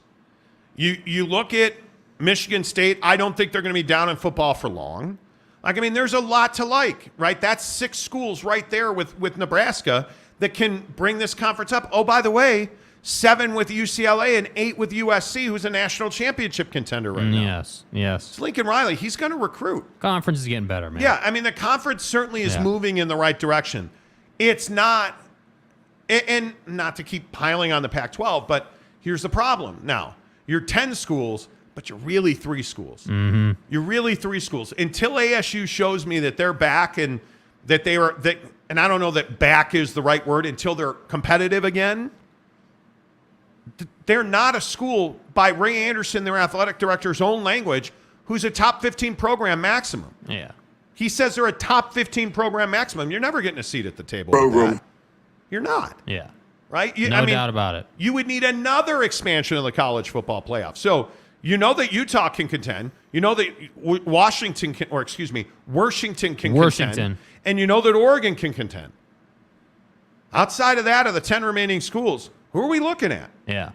Because even Oregon State, with all the money they put into facilities, we talked about earlier about Washington State. Their athletic department is free in a spending and hiring freeze on a tiny budget already. So, okay, we'll come a little further south. Who has an appetite at Stanford to win? We're going to field teams, but does Stanford really want to focus on winning games? Does Cal want to focus on winning games? Well, you hired Mark Madsen, so I would think your basketball recruiting is about to go significantly higher. Yeah. Okay, but what about Cal football? Well, you're probably going to fire a coach here after this season. Uh-huh. Right? So you're 3 teams. You're 3 teams. Until somebody proves that they're more than not. You're 3 teams out of 10. Yeah. And, oh, by the way, I believe in 2024 you're going to lose Oregon and Washington. And I think there's a good chance Cal and Stanford are going to go with them. A good chance. Because this TV deal, if it doesn't come in, I'm telling you, the number is $25 million. Again, I talked to, I'm not trying to say, hey, man, I got sources. Hey, man, we're the best ever. Hey, way man. the fuck up. Talked to somebody at the very top of an athletic program yesterday night. And I'm telling you, that number is $25 million. Yeah. If they don't come back at $25 million, they're going to lose half the conference. It's going to be very difficult to prevent that from happening. Yeah. And I think one of the things that I've heard repeatedly is, hey, keep your eye on Oregon State. Keep your eye on Oregon State. Keep your eye on Oregon State. And I think when you talk about what we've said on this show, I think the first movement is going to be the Arizona schools, Colorado, and I think Oregon State. Yeah. And one thing I want to address real quick, because I'm starting to lose my patience with this. And look, I have a lot of respect for the people at 247, but you need to put a muzzle on the dog at this point. Because there are people at 247 that are saying that Utah doesn't respect the Big 12 and Utah looks down their nose. That's not at all. In their writing that I reported that. We've never said that on this show. Yeah. Specifically, let's make sure that you guys get this right. We've never said, oh, well, Utah doesn't respect the Big 12. It's not what we said. What we said was Utah and the Big 12 have had significant conversations about what it would look like for Utah to join the Big 12. And what we've reported, because what we were told from pretty high up the food chain at Utah was, we don't want to lose academic revenue. At this time, we feel like joining the Big 12 would hurt our academic revenue. It's plain and simple as that.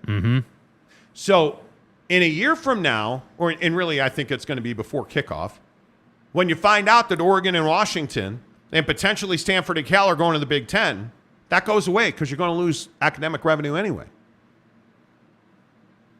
But in no case and at no time have we ever said Utah looks at the Big 12. Come on, Big 12. We've never said that. Yeah. We have never said that they look down was the quote. We've never said that. Never. And I've pointed this out repeatedly. It's all on the channel. Yeah. The entire archive. It never goes away on YouTube. It's all there. Yep. We've never said that, not one time. Utah has never treated the Big 12 with disrespect. And you know what's funny? It surprises me that a brand like 247 would try to misquote us or try to, because the thing that stood out to me about that is like, hey, you're talking about us, which means you listen to the show all the time, right? And what's funny is, what did he do? And this is what I find so funny. 2 seconds on this. There was a picture posted, and I'm not going to name names, but there was a picture posted of a Google search. So you Googled something that brought us up, a specific episode where we were talking about it. And then you want to make up this whole thing. What do you think people are going to go and do? They're going to go listen to the show and figure out you made a complete ass of yourself, dude. So if you're listening, you probably shouldn't keep doing that. Just a helpful piece of advice. And by the way, this right here is also completely false. We have never said this. Y'all said Colorado was leaving, then had to walk it back. Now we got to believe you on Oregon State. We have never, ever, one time, ever said that Colorado was leaving. Never have we ever said they're ready to go. Nope. We have never, not one time, ever reported that.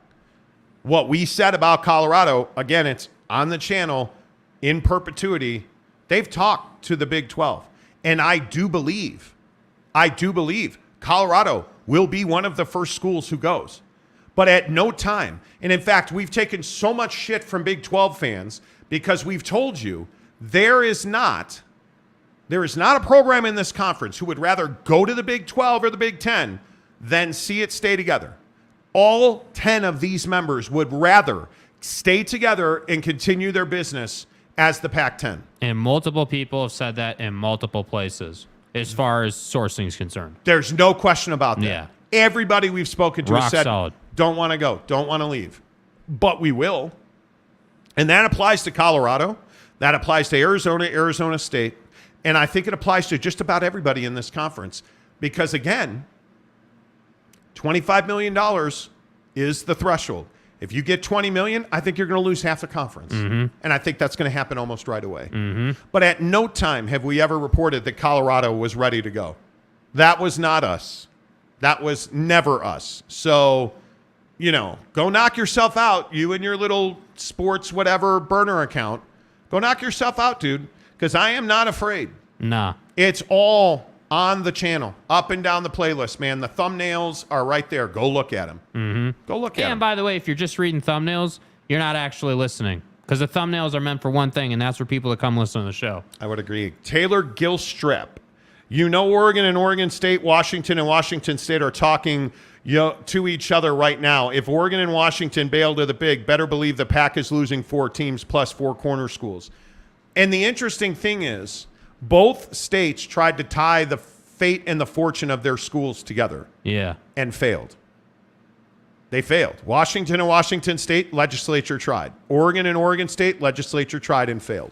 Both times. Yep. So I think it's a lesson. Gary says, I would love to see Utah versus Big 12 matchups. I think it'd be fun. I think it's the right place for Utah if the Pac-12 comes apart. Yeah. To me, it makes no sense for Utah to go to the Big 10. It makes no sense whatsoever. You look at, because I think you're going to find Colorado's going to end up in the Big 12, right? Yep. And I think you're going to have Colorado, BYU, and Utah in the same conference together. It's tremendous for rivalries, TV numbers, travel. Like it makes sense. Matt Hart, Utah fan, looks down on the Big 12. I think all schools will go where the money is if the deal isn't good enough in the Pac. Utah fans are interesting. But again, and I'm not coming after you, Matt, personally, but I think we see this kind of thing a lot where it's like, hey, Utah fan or Washington fan or Oregon. It's like, dude, fans are gonna have their take, and that just is what it is. They're fans. It's fine, dude. It's fine. The fact of the matter is people at the head of these universities, the Mark Harlans, the President Robbins, like these different people that run these universities, the Kirk Schultz, they don't, with all due respect, they don't care what you think. They don't care. All they care about is making that educational money. Because again, what you have to remember is the educational money is the beginning and the end for these people. Now, hey, if we make a bunch of money off the college football playoff, amazing, right? We'll take that all day. But we're not so obsessed with the money that we're just going to jump to the Big 12. Like Buddy talking about Colorado. Does Deion help Colorado's case? Would it be advantageous for them to jump to the Big 12 before Deion goes 1-11? Yeah, probably it would, right? And that would be a reason why, hey, maybe they would consider it. But again, I'm telling you, just like he said, they would all rather stay in the conference than leave. And if they do decide to leave, Arizona and Arizona State is a situation where they would stay together, right? You have these different schools in the same state that want to stay together because it helps their economy, it helps both schools, like their setup. So we never said, hey, Colorado's just going to jump and take everyone with them. We never said that. Did we talk about Deion's value and his impact on the situation? Yep. Absolutely. Did we talk about the fact that Colorado's, I think it was their president, wanted to talk a bunch of junk about the Big 12? Yeah, we talked about it. But we're not out here just saying random things. But I think the most difficult part for fan bases to digest is that your school is not necessarily attractive. And I say this about Washington State. Washington State has value problems. Yeah. Because I don't think that Washington State's attractive to anybody but the Mountain West. And I think they're attractive to the Mountain West if they lose San Diego State. Yes. But if they don't lose San Diego State, I don't know where Washington State ends up.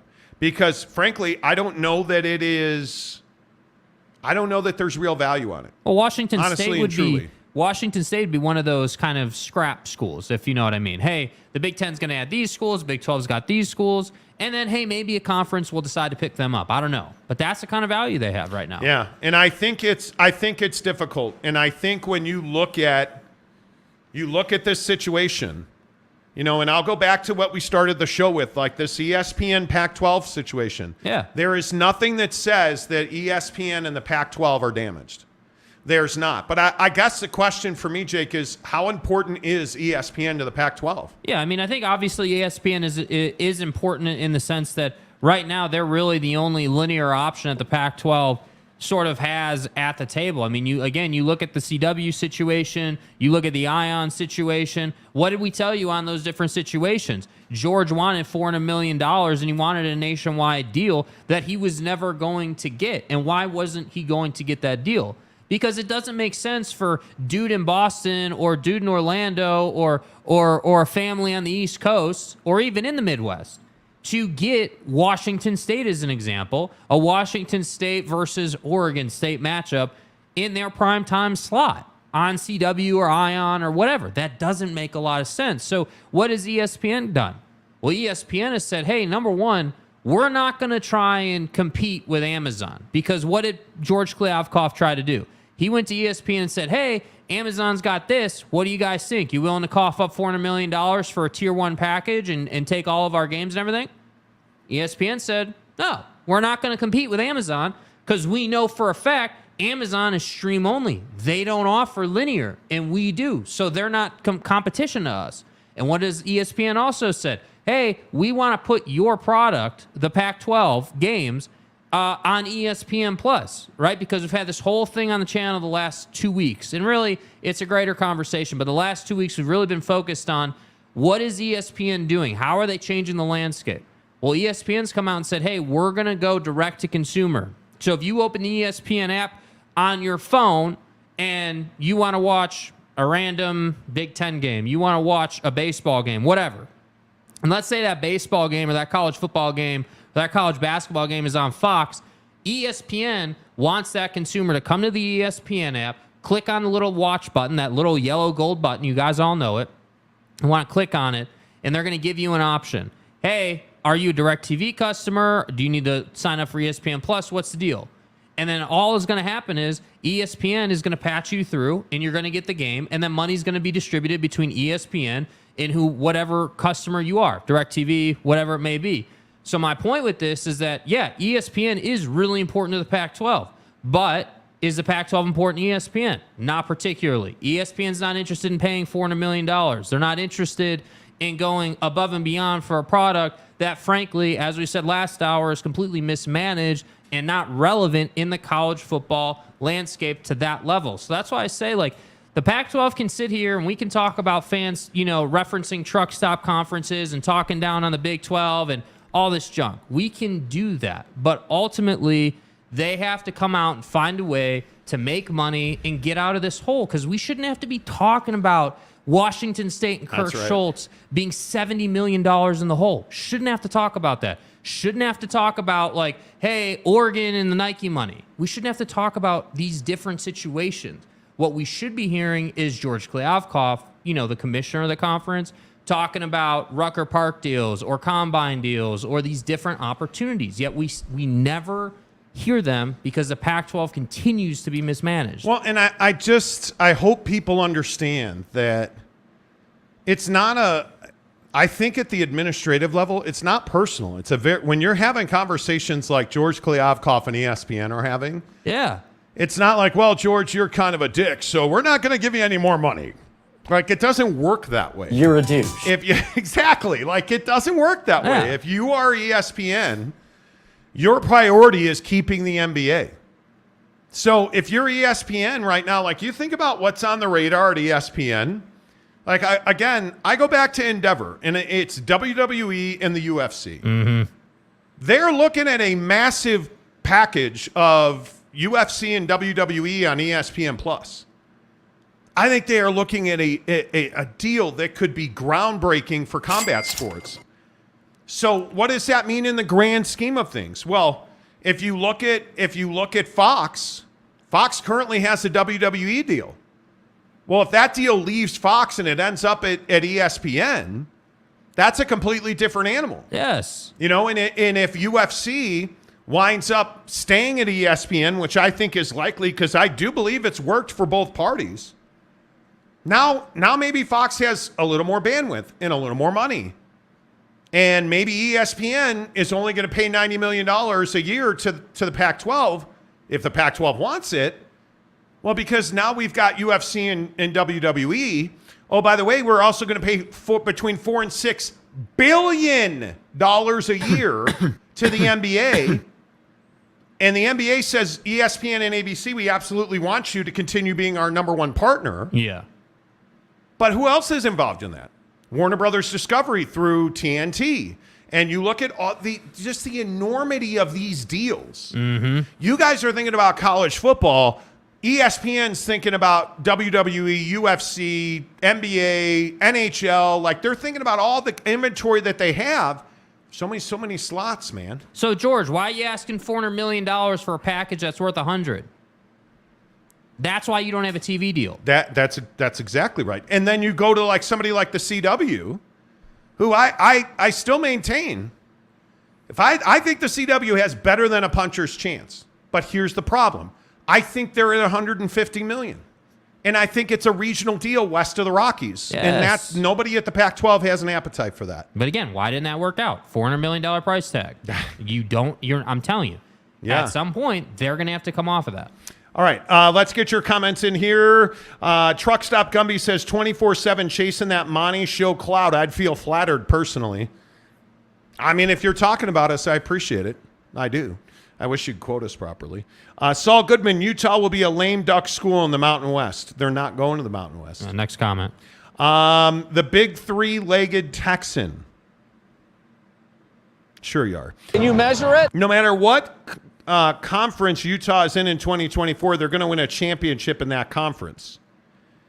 Is what they do. It's undefeated. Boom. Out of here. I don't think that's what Utah's done. They should have beat Florida last year. You know. CKS, you mean a reformed Pac Mountain West would not help Utah academics if Stanford leaves? Who would have thought? I think there's a chance of that.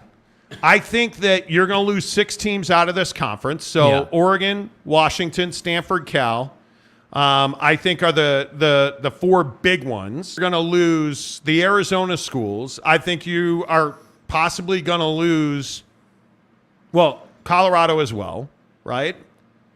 I think you might lose Oregon State. But, I mean, if you look at the rest of the landscape, Utah's involved in that. Where does Utah go? Right? Because that's now 8 schools. So it's just a matter of where does Oregon State and Washington State go? Well, and I think if you look at the net loss, if they were to add San Diego State and SMU, let's say, okay, well now net you've lost 6, and but so now how do you add? And this is another great question. This is again a question for San Diego State, because I think when the exodus from the Pac-12 begins, I think it will be powerful and I think it will be swift. Yeah. And I think the question is, doesn't the Mountain West take what's left, improve their situation, move up to hopefully, $10 or $15 million a year per school, and let's keep growing? I think that's a possibility. So if you're San Diego State, and I said this the other day, and I know it pissed off every San Diego State fan on the planet because I heard from you. Yeah. Is the Pac-12 an option right now? I don't see how the Pac-12 is an option right now. Yeah, I don't know. Like, if you're San Diego State, I don't know how you look at the Pac-12 as it's currently constituted with this TV deal situation, and you're like, yeah, wow, that's really attractive. Now, I agree with the logic that says, hey, yeah, they're coming from a conference where they're not making nearly as much money as they would in the Pac-12. I agree with that.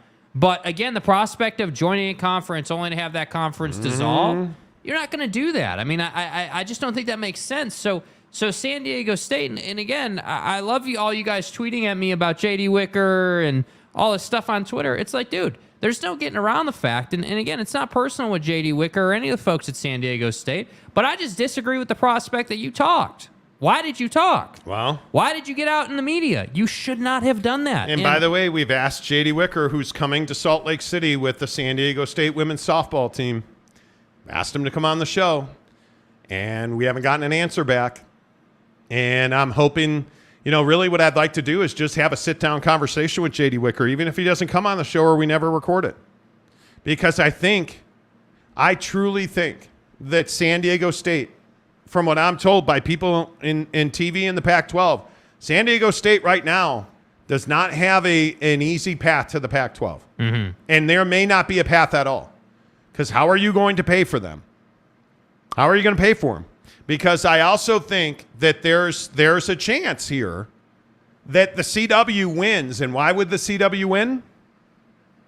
Because you're going to become a much smaller conference. You're going to become a much smaller entity. And it depends on who stays and who goes. And are Arizona schools really tied at the hip? Are they not going without each other? Or will one go without the other? I don't know. It's probably not in their best interest because you got to play the Territorial Cup every single year, right? But you know that Washington will bail without Washington State, and Oregon's going to go. Yep. And I'm certain that Colorado will go if this comes apart. I'm certain that Utah will go if this comes apart, right? I mean, if you're San Diego State, by the way, and you see the conference losing teams, are you jumping on that ship that's sinking? Why would you do that? Now, here's the other problem. If you're the Big 12 and the Pac-12 comes apart, why would you take San Diego State? Why would you do that? Wouldn't you take Oregon State or San Diego State? Yeah, I'm going to take Oregon State. I'm probably taking Oregon State. They have better facilities, right? I know Snapdragon's amazing, but they're already a P5. The renovation's amazing, and that's my other point. Why are we taking Oregon State? Well, because ESPN will pay for Oregon State. Yep. ESPN will pay for Oregon State. They will not pay for San Diego State. Again, what is Brett Yormark talked all about? Pacific time zone. Got to get the Pacific time zone. Got to expand that way. And I don't disagree with the people talking about the UConns and the Creightons of the world. Totally get it. But I don't believe that the Eastern time zone is as much of a priority as a Pacific time zone. I think that the Big 12 understands, hey, we're not the SEC. We're certainly not the Big 10. But there's no reason why we can't have a big-ass footprint on the western portion. That's exactly right. No reason why. And by the way, we're already going to be infiltrating the East Coast, right? We're doing the Rucker Park thing. You think there's not going to be relationships built there? You think that the folks at UConn or maybe a Creighton or maybe another school aren't going to come to that event and say, hey, Brett, how you doing, bud? Nice to meet you. You really think that's not happening at these events? It is happening at these events. Yeah. So, Totally agree. And I think they're all drinking Bucked Up from buckedup.com, the official energy drink of the Monty Show. Telling you, look how much more energy I have. Yeah. Look how much more energy I have. I drank a buckshot last hour on the show, about an hour and a half ago, and for the last hour, I've been rolling. Let's go. Feel absolutely fantastic. And you guys, you can get 6 of them for free in the description of this program below. Oh, by the way, remember we were telling you about the Bucked Up bars, the Buck bars from Bucked Up? Hey, they're awesome. And you know the thing I love about them? They're right here in my hand. I absolutely love these things. This is a Dream bar, a Dream Buck bar from Bucked Up. And the thing that I love about them, look at this graphic. Notice on the, hey, protein chips, awesome. Whey protein isolate, awesome. Dates. And it's in bars like these where you get dates that are a natural sweetener. So you're not getting like confection sugar pulled into it. It's low glycemic, right? Mm-hmm. Now, is there also dark chocolate and coconut flakes and almond and coconut vanilla flavor, potassium? Absolutely there is. Is there sea salt? Absolutely there is. But when you look at these bars, the other thing that I love about them, the serving size is 1 bar and they're only 210 calories. And I'm telling you, it's been a game changer for me. I've talked about my fitness battle. I'm really trying to become a golfer that can birdie every single hole I play or have an opportunity to. I'm taking lessons. I'm working out. I'm losing weight. And I'm telling you, this Buck bar makes a huge difference. Bucked Up has been a game changer for me in getting fit and losing weight, losing 15 pounds now, because everything they do is low glycemic. Right now, you're going to have to change your diet. There's no doubt. If you're a guy that's eating out all the time, you're not going to lose weight. If you're somebody that's like, man, I would love to lose that pandemic 20 I gained. You're not going to do that by eating out all the time. But what you can do is add Bucked Up to your repertoire. Add it to your weight loss arsenal. And I'm telling you, it'll make a difference for you. It's why we drink Bucked Up energy drinks. It's why I eat the Buck bar. It's why I take these Buck shots in the afternoon at 3:15 every day. They make a difference. It's clean, long-lasting energy. That's what I love about Bucked Up. Yes. In the description of the show below, make sure you click the free links. They give you a sample pack. And you actually get the Dream Bar, worth it 100%. Absolutely worth it 100%. And I'm telling you, the Snickerdoodle is unbelievable. These bars are fabulous. Get a sampler pack sent right to your front door for free right now in the links below. Make sure you tell them you heard about it on The Monty Show. Coming up in 13 minutes, we'll talk about LeBron James. Let's run through some comments. You guys have been unbelievable today. While you're here, can you please hit the thumbs up button? We always try to get to 200 likes during the live show. Right now, we're at 118. So we have 82 likes to go. Please hit the thumbs up button. Give us a like. That really helps the channel grow. Renee Roca, what's up, Renee? If Utah went independent, they'd die. Who would sign up to play them?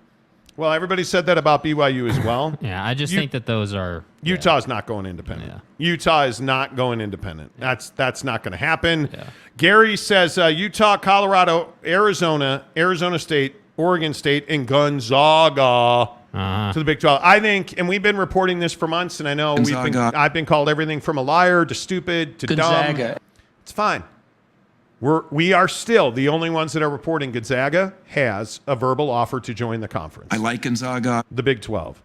And I think you are going to see in the right space and time, Gonzaga is going to do that. I think everybody is waiting to see what happens with the Pac-12. As they should. And because, again, it's the same thing I've said over and over again.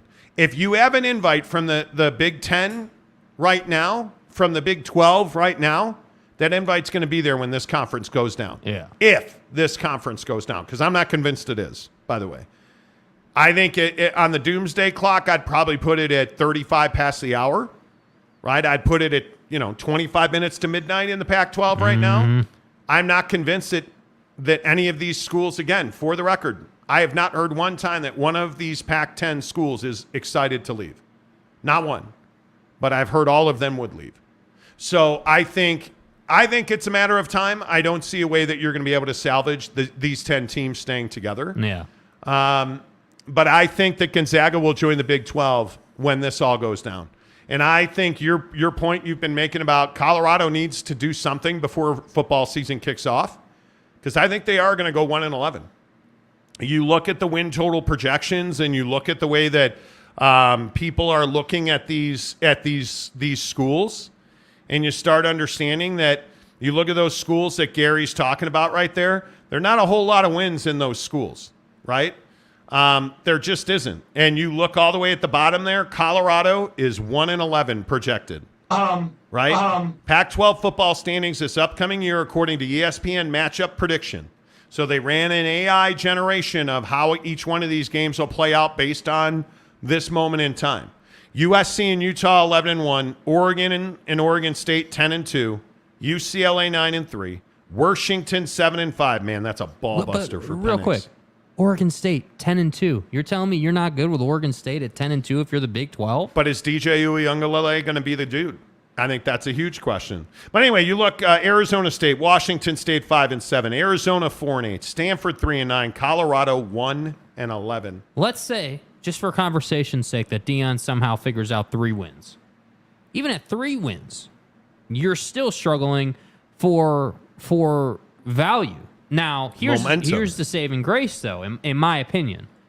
I think that because Brett, your Mark, is very forward-thinking, very aggressive in the way he goes about business, I do believe that there is a little bit of help there when you think about, okay, yeah, if we were to bring Colorado in, I would be able to leverage the hell out of the Deion stuff, and we'd be able to do some really cool things that could really make a lot of money for the conference. I think there is some of that, but there's no getting away from the fact that a 1, 2, or a 3-win season doesn't help your case even a little bit. And I think that's what's tough. Not at all. And I think it's a battle.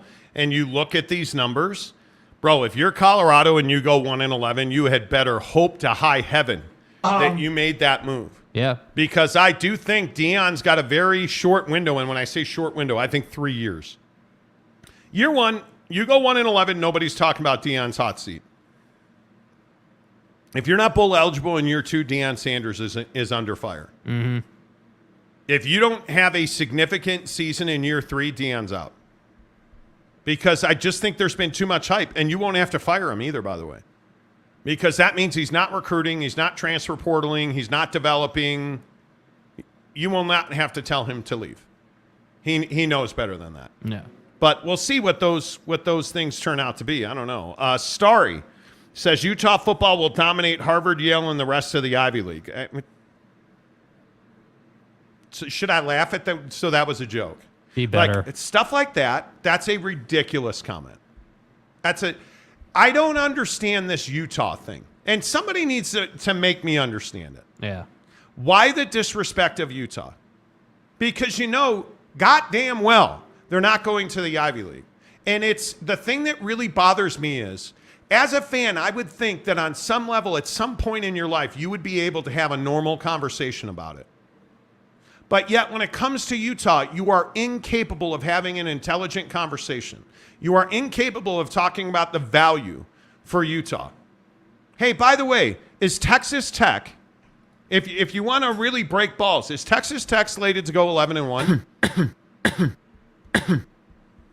Because I don't think they are. Is Utah? In a conference, by the way, with USC, who widely is regarded as a national championship caliber football team today. Yeah. Are you in a conference where USC is going to go 11-1 and you're going 11-1 as well? You're not. And I'm worn out on this idea that, well, Utah sucks, Mountain West, Ivy, and you wonder why people have a problem with the truck stop conference stuff. And you get all aroused and pissed off. Well, truck stop conference, when you make idiot remarks like, oh, in the Ivy League for Utah. Like, it's just, I have very little patience for it. Yeah. Because I just think what did you just add to the conversation? A dumbass comment. Like, I don't get that. Yeah. I don't get it. It's fair. Monty, Big 12 fans are terrified Utah will be the new Texas. That's why. I don't know. You know, like, I think it's one of those things where I think people just don't understand or don't want to understand Utah. Yeah, and I think Utah falls victim to the image nationally of the state of Utah. I think that people think that, it's BYU and it's Utah, and people think that the religion here like somehow affects an 11-1 projection. I got news for you, Texas Tech fan. Utah would come to your place and kick the living crap out of you. You know what I got news for you on? Kyle Whittingham doesn't care what you think. Yeah, that's also true. I would agree with that. He beat USC last year. Not once, twice. Yeah. They won the Pac-12 championship 2 years in a row in a football conference that was better than the Big 12. By a good margin. So, you want to talk basketball? Okay, different conversation. The Pac-12 football conference was better than the Big 12 football conference last year. Thank you to the state of Oklahoma for that. But the Pac-12 was a better football conference than the Big 12 last year. That's the bottom line. So you slandering Utah shows me you don't know Utah. Yeah. It's the bottom line, dude. Right? Like, it's just not. Yeah. Anyway. All right. Gary says because outside of Utah, people don't rate Utah and overlook it like Idaho and Nebraska. Nothing good ever happens in Utah. Outside of Utah, it has been a bad reputation, which I'm fine with. But if you watch this show on a regular basis, like Starry does, and Starry, I don't mean to pick on you. It's not personal. When you watch this show on a daily basis, if you don't know how good Utah is, you're not paying attention to this show. Yeah. Because we take a ton of heat for supporting Utah. A ton of it. Our BYU listeners cannot stand.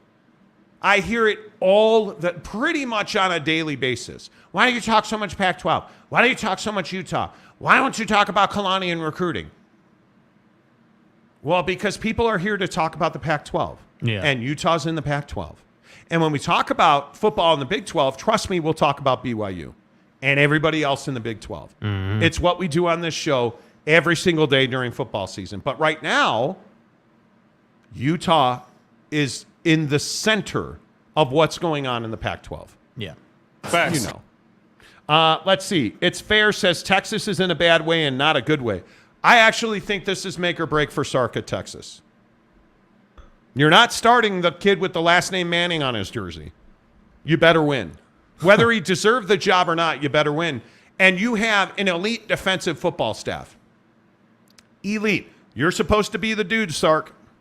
Like, it's make or break for him. Agreed. The big three-legged Texan. Utah football is the big daddy of all football. Okay. Andrew says it may not be the best comment, but just skip it. Okay. Cougar Tracks. By the way, we don't skip anybody that's a member of the show. Cougar Tracks, because Ute fans are arrogant and feel they're better than everyone else. I can't argue with that. I do not, on a regular basis, enjoy Twitter tweeting with Utah fans. Because they're likes to fight guy. And then you meet them in person and like, oh, you have a great show, man. Thanks so much. Two-faced, dude. You're likes to fight guy. You know. Ron Loney. Utah is part of the, quote, flyover conference now. Right? Which is worse. Which is worse. The truck stop conference. Hey, just so you know, there are truck stops in this country that are not in the Big 12 footprint. What? I know. Whoa. I know. Whoa. Get crazy. Whoa. Whoa, dude. Like, chill. Who's the idiot that came up with truck stop conference? There are truck stops in every conference. We get it. You go to Flying J a lot, okay? We get it. By the way, last time I checked, there's no, they didn't close the skies over the Big 12 or the SEC. So airplanes fly over every conference. Yeah, there's no country. fly zone, bro. Man, I wish we were in the Pac-12 so we could fly on airplanes. We are stuck in these RVs. Delta's happy to fly over Nebraska, dude. We're fine. Tell you what, Jimmy took a dump in the RV bathroom, Dad, and it's not good. Yeah, he had a, quote, incident. Cowboy Country, Okie State fan says Utah's a great program in football. I've seen their stadium in person. They are a legit good football team, two-time Pac-12 champs. Rice-Eccles Stadium, I will fight you for this. Rice-Eccles Stadium is the best home field advantage in the Pac-12. Yeah. And one of the best in the country. San Diego State. Glenn says San Diego State has a greater trajectory than Oregon State. You should not smoke ayahuasca. Glenn, dude, I love you, bro. I really do. You sip. San Diego State has a greater trajectory than Oregon State. SoCal versus rural Oregon? Guy, you need to understand something here. SoCal versus rural Oregon with nice new facilities. You can't summarily pass on San Diego. Oh, yes, you can, sir. Let me explain, Glenn. Research Stadium is a P5 building, and it is newly renovated. Snapdragon, dare I say, is not a P5 stadium. It is very small. And I would also say it's beautiful. Now, you want to talk about sunset? You want to talk about where you should get the best chicken burrito or, tamales or any kind of Mexican food? I don't know what cocks have to do with it. But my point is, that's San Diego. Nobody loves them some La Jolla golf like the Monty Show. Yeah. But Oregon State draws more water than San Diego State because Oregon State's in a P5 conference, and ESPN will pay for Oregon State to join the Big 12. Yeah. Now, the issue is also when you look at San Diego State, has the football team lived up to it? Has San Diego State lived up to the billing? And I know, let's get crazy, has San Diego State basketball outside of this year, has San Diego State basketball lived up to it? Are either one of those P5 programs? And with all due respect, I'm going to say San Diego State football, in my opinion, and look, I get it. Don Coryell, bro. Those were the 60s and 70s. You haven't been that guy since Rashad Penny left for the league. And you haven't won a conference championship since 2017? 2016? God bless Rocky Long. Right? So if I just go back and I say, okay, well, it's nice that you go to, like, what's a bowl San Diego State's been to? The New Mexico Bowl. It's nice that you go to I believe they go to the Hawaii Bowl, or they stay home and play in the Poinsettia Bowl. The famous Idaho Potato Bowl in 2013. Thank you. But how could I forget, that big 25-23 loss to Middle Tennessee? The Frisco Bowl. You get what I'm saying. So you're bowl eligible, but you're not. And remember, it's the Mountain West. Oh, they're mid. Literally mid.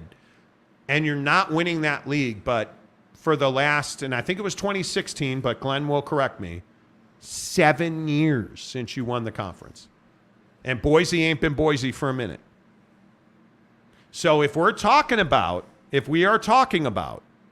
hey, we got to get this done because we're a P5 program and our trajectory is better than Oregon State. By what design is your trajectory better? Now, admittedly, Scott Barnes, the athletic director, who is a phenomenal human, almost died. The Oregon State athletic director almost died. He had a heart attack recently. That dude is a phenomenal athletic director. Mm-hmm. And I'm not saying J.D. Wicker's bad at his job. But J.D. Wicker's got you twisting in the wind now with this Seth Davis plant job and his refusal to talk about that. Mm-hmm. So when we talk about trajectory, what is it that we're talking about, trajectory, that is better? Because you have a stadium that I think, what does Snapdragon hold, 35,000? Yes. Snapdragon's 35,000. But to get to a P5, you'd have to expand it already because you're going to need probably 45, 50,000. And I'm assuming it has the footprint to expand it. You are correct, by the way. The last time they won the conference was 2016. 7 years. Right? Now, Oregon State, that's a basketball school, but now all of a sudden they're projected because they've had this run up now in football. And Reser just got, and I should look up Reser before I make an idiot of myself. Reser Stadium just got this awesome upgrade. And I'd also remind you, they just beat Oregon at Reser Stadium. Right. Right?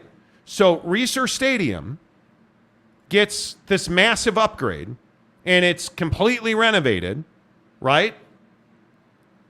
And it's just it's a football palace at this point. The thing is unbelievable. And it only holds 26,000. So when we talk about trajectory, you both got new stadiums. But Reser Stadium, in my opinion, is far more leverageable than you are at Snapdragon because you've already played massive games of consequence in recent times, and you've won. Yeah. And you've won. And you have momentum in the program, and you have a brand new president at the university, and you have a phenomenal athletic director. I just disagree. I just disagree that it is a somehow better trajectory at San Diego State. Because, Glenn, the question I would ask you, and I think this is a phenomenal conversation. Yeah. I think it's incredibly important. Where's San Diego State going to end up? Yeah. And furthermore, with everybody that's excited, does San Diego State leave the Mountain West? Because, again, as we reported exclusively on this show, San Diego State is not given notice verbally or in writing to the Mountain West Conference that they are leaving. And they have about a month to do that. Mm-hmm. They have 5 weeks to do that. Are they going to change conferences? I think this is a really important conversation. Yeah, so it's a $153 million project at Reser. Yep. It's being expanded to 45,000 seats, 45,674. Yep.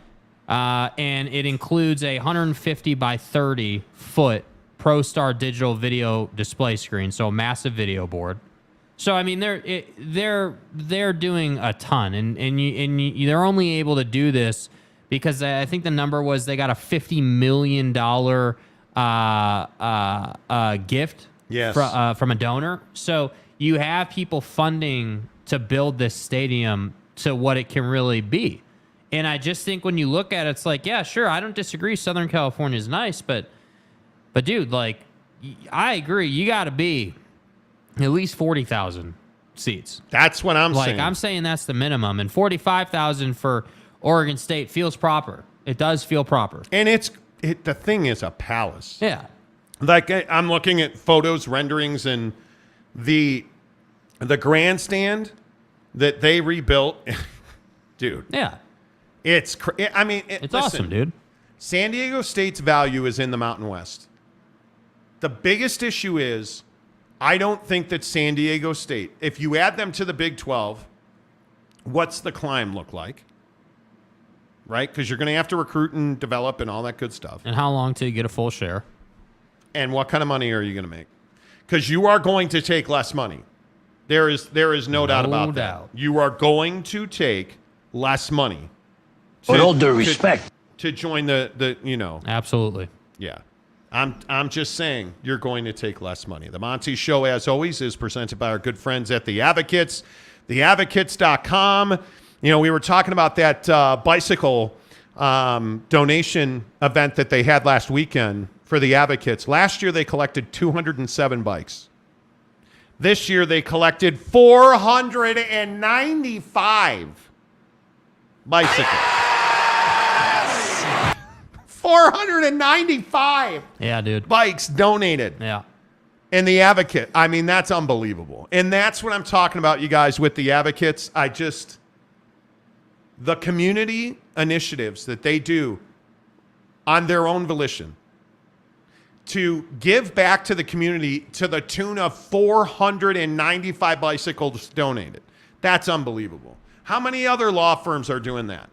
How many other law firms are busy counting their donations versus, hey, you know what, man, we got to get those consultation fees rolling in. Mm-hmm. See, because at the advocates, you don't pay the advocates. You literally do not pay them anything up front. You don't pay them unless and until they win your case. That's when you pay the advocates. So no consultation fees, no big retainers. You can talk to an attorney live online, 24 hours a day, 7 days a week. Not a bot, not a chat function, not AI, a live human attorney, 24/7, 365 at no cost. Theadvocates.com, UtahAdvocates.com. And again, to donate 495 bicycles to their community is amazing. That's amazing. The work that does, the equity and the value that provides, the advocates are amazing. And it's why we're proud to have them on our show. It's why I love Hamlin and Allen and the other attorneys on, because the advocates are all about helping you first. Let's talk money later. Let's help you right now. Because they know when you call an attorney, an injury attorney, it's usually not the best day of your life. Yeah. You've been in a bicycle accident. You've been in a motorcycle accident. You got hurt at work. They do phenomenal workman's comp. Many of our listeners who have gotten injured at work have gone to the advocates. People rave about the job that they do for, car accidents, bicycles, motorcycles. Absolutely. They help you in those situations. The job they do on workman's comp, phenomenal. If you got hurt at work and your boss is like, oh, Jim, we got you, Jimmy. Don't worry about it. Worry about it. Because your workman's comp insurance, those guys are out to make sure that they pay you as little as possible. But what's going to happen? Like, are you going to be the best version of yourself if you broke your arm, if you tore a rotator cuff, if you have a serious injury? Are you ever going to be 100% of what you used to be? The advocates help you get there. They make it so you don't worry about your medical bills, you worry about your health. That's why you need somebody to fight for you. The Advocates, theadvocates.com. Make sure you tell them you heard about it on the Monty Show. Darren Taylor, the Pac will stay together in some form, at least 6 or 8 teams due to the college football playoff contract for 24-25. Okay, so let me ask you. Who are those 6 to 8 teams? They have 10 in the conference right now. So let's just go with those 10. And let's say we're right. $25 million is the number. Let's say they get a TV deal for $20 million. Who's the first one out? Okay, well, let's play by the numbers. I think Arizona is 1. Arizona State's 2. Okay, now you're down to 8. Okay, well, let's pretend Oregon and Washington, because I think it's very likely they go to the Big Ten. Pack your shit. Let's go. Now you're down to 6. Mm-hmm. Well, I think Colorado's gone. Now you're down to 5. Come on, let's go, Schlep Rock. At a minimum, I think if you come in under $25 million, you're going to lose half of the 10 teams. At a minimum. And if Oregon and Washington go, I don't think the Big Ten's coming for 4. I think they're coming for 6. Yeah. UCLA, USC, Oregon, Washington, Stanford, and Cal. Makes perfect sense. Okay, so now you've lost those 4. You've lost 2 more in Arizona, that's 6. You've lost Colorado, that's 7. So now you're down to 3. Oregon State, Washington State, and Utah. I think you're going to lose Utah. Now you're down to 2. And by the way, you've lost 8 now. Now the Big 12 takes Gonzaga. Well, that's 9 they're adding, so what are they going to do? They need probably to add 10. Gonzaga. So they're going to add Oregon State. Washington State goes to the Mountain West. Now, what's more likely? That scenario I just presented to you, or 8 teams somehow stay in the Pac-12, making far less revenue. And let's talk about Washington State, the story we presented to you first right here on the Monty Show yesterday. Yeah. That Washington State had a faculty uprising, as it was described to me. Even tweeted out an internal memo that went out from President Schultz. Tweet it out. It's on my Twitter, The Monty Show. MONTY, The Monty Show. So they're already strapped for cash. They have one of the smallest athletic budgets in the conference, Washington State. Yeah. They have a hiring freeze. They have a spending freeze. Now, essentials, they're paid for. People's salaries, training tables, food, you travel. They're doing it. You need new helmets? No, I can't do that right now. Hey, yeah, we need a new tape gun. Nah, can't do that right now. So they've frozen new spending. They've frozen new hiring. And they're doing that because their TV revenue's down. Number one, I think that's a big deal. Yeah. Their TV revenue's down. They have a $50 million shortfall with Comcast. So now all of a sudden... Oh, hang on. Let's see. Okay. Now all of a sudden, Brett Yormark comes to the door. Hey, Taylor Randall, good to see you. How the Utes doing these days? Waves in opposition. Hey, why don't you come and join us in the Big 12? Because you've already lost 6 other members. Gonzaga. So you tell me, what do you think is more likely? That 6 to 8 of these 10 members who are left are going to stay and take $20 million, let's say. And I think if ESPN's at 9, and maybe less than that, let's say they go with the CW and they get 15 from the CW per school per year. And they get 4 for ESPN to have one game on stream. Mm-hmm. $19 million, because that's one scenario that was presented to me. $150 million from the CW, $4 million from ESPN for ESPN Plus. $19 million. If you're Washington State, did you just flatline? Did your heart just stop? Because you're at $19 million. If you are Stanford, Cal, Oregon and Washington, Arizona State, Colorado and Utah, what does $19 million mean to you? You know what it means? No. That's a $6 million pay cut at a minimum. And your costs have not gone down with that. Your costs have only gone up. You're paying your coaches more. You're renovating your stadiums. You know. Costs have gone up. Cost to pay security guards, that's gone up. Cost to pay concessionaires, that's gone up. Cost to turn the light bill on, that's gone up. So all your expenses have gone up. The tape for athletes' ankles are more expensive. Softballs for the team, more expensive. You're going to take a $6 million haircut on your TV deal, and you got to pay Comcast $50 million. I want more. I mean, I would like this to happen. It's not going to happen. Yeah. If that scenario is real. David Hackett, Pete Thamel, and Brett McMurphy both stated yesterday that Oregon and Washington, we talked about that. Absolutely. Big Jack 512. Did he bring any Papa Murphys? He didn't bring any Papa Murphys. Raider Mark, if you love college, what is happening is sad. Lots of rivalries. Travel is further for fans. College football is really now a business. Oh, my God, yes. Been a business, my man. How do we not have BYU and Utah every single season? By the way, while we're at it, why don't we just get out in front of this thing and say every university is a corporate business?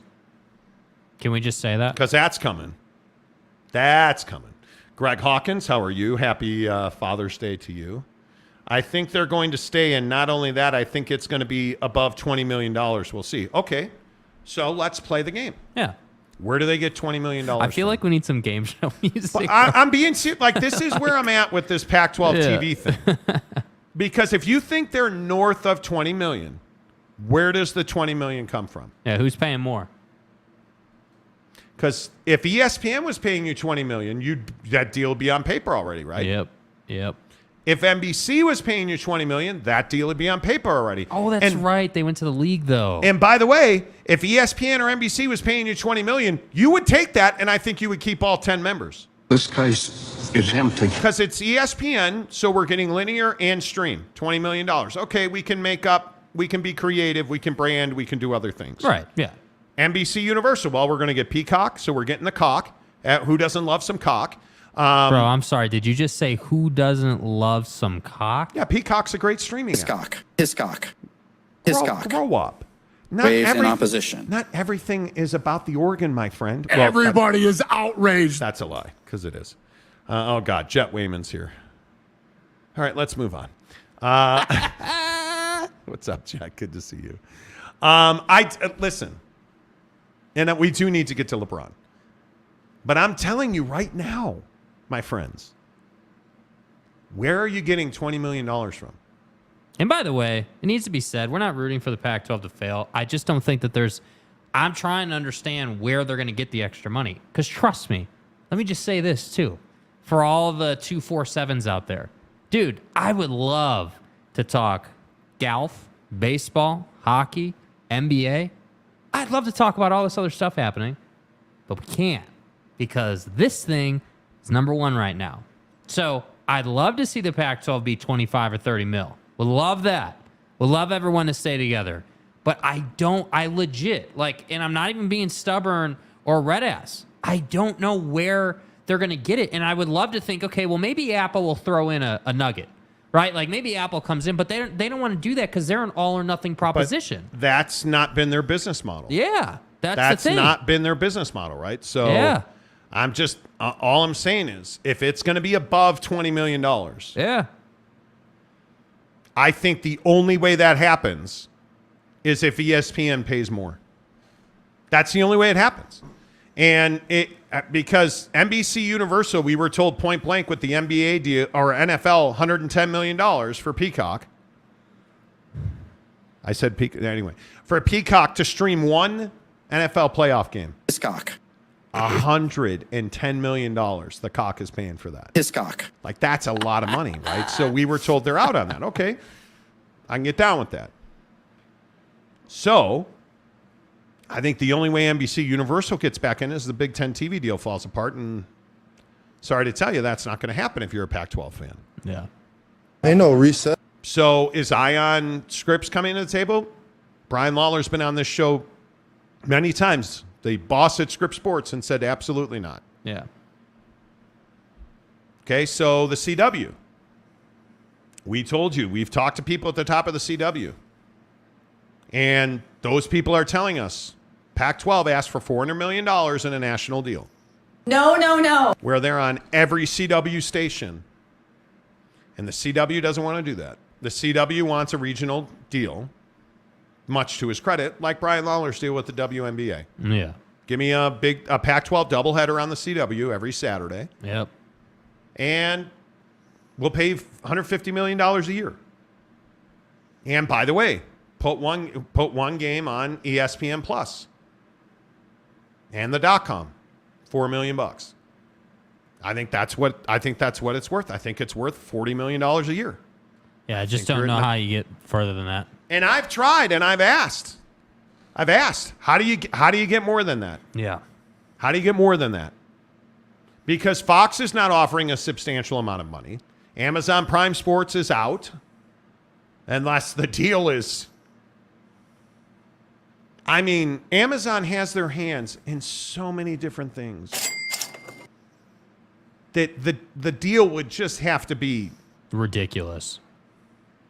And as we told you on this show, and we are the only ones that reported it until everybody picked it up 4 months later, Amazon was only ever in on a Friday night Pac-12 game of the week. Yep.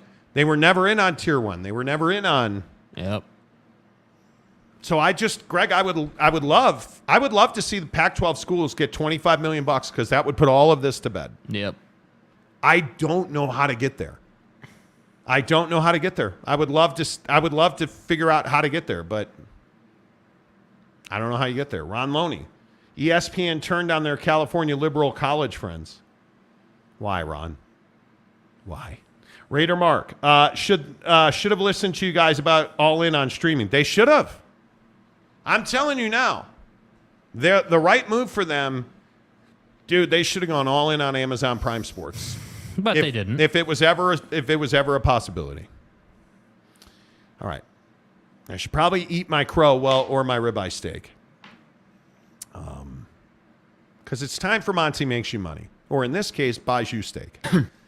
Teddy Wayman said that the Nuggets had beat the Lakers, and they did. I owe Teddy Wayman a ribeye, and I'm happy to do it. Yeah. Looking forward to seeing Teddy and handing him my meat, and it'll be... Whoa. It'll be fine. What? Handing Teddy your meat? Guys, will you grow up? Hiscock. Not everything's about the meat. Dude. I need a dick. I need a dick and me. What? You said it. I'm talking about a ribeye steak. Oh, dude. I lost sorry, dude. I lost sorry. a bet to Teddy Wayman on the Lakers Nuggets My series. bad. I owe Teddy Wayman a ribeye steak. I'm unfamiliar with it. My bad. There's no reason for you to be constantly and obsessively talking about your unit like this. Waves in opposition. Anita Dick is an opponent. Waves in opposition. Holden Hiscock is also an opponent. Hiscock. My favorite part of that video is not what he says, but the girl going.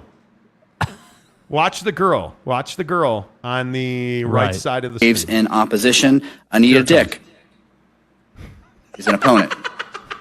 Because she Waves knows. in opposition. Holden She Hiscock knows. is also an opponent. She knows. Hiscock. Hiscock. Dude. I owe Teddy Wayman a steak, and I'm happy to pay it. Yeah. Teddy, you want to hook up this weekend? Well, Dude, why? Dude, can you get a room, please? I'm so bricked up right now. stop it. Stop it. Here I am. C. Kaufman. Yeah, Jake, a ribeye is not a tube steak. Hiscock. Tony Clifton. Jack Mehoff agrees. Hugh Janus. Tom. Hi, Tom. What other bets do you want to make? I'm all for this game. Okay, Tom. No. Jackson Graham, it's not funny. Stop laughing. Ain't no reset. It is funny. Yes. Is Teddy here? Where did you go? Teddy probably Jeff left. the Tile King of Utah, Wayman. Yeah, by the way, Teddy Wayman is a tile savant. If you guys need tile work, reach out to Teddy Wayman. LeBron gave your ribeye away. He did. Dude. He did. Let's do Monty Makes You Money. Then we'll talk about Lakers and LeBron. Hey, Monty. Hey, Monty. Hey, Monty. Nice meet, bro. Boston Celtics.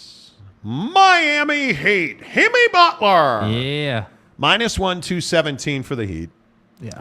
6:30 on TNT Turner Network Television. The dynasty is not over. Well, for Boston it is. Yeah. I don't know that it's tonight. That -1 makes you a little nervous. Boom. Out of here. Now, one rule we're instituting on the show Yeah. is if you type into the comments section, Jaylen Brown should play for the Utah Jazz, you need to ceremoniously block yourself. Because he's been terrible. Dude. He has been terrible. Guys. 50 DMs later. Guys. You know. Do you think that Danny Ainge will trade for a Boston Celtic player? Dude, I don't want Jaylen Brown on my team. I don't. That's the part that I don't understand. But anyway, where are you at on this game? -1 to the Heat.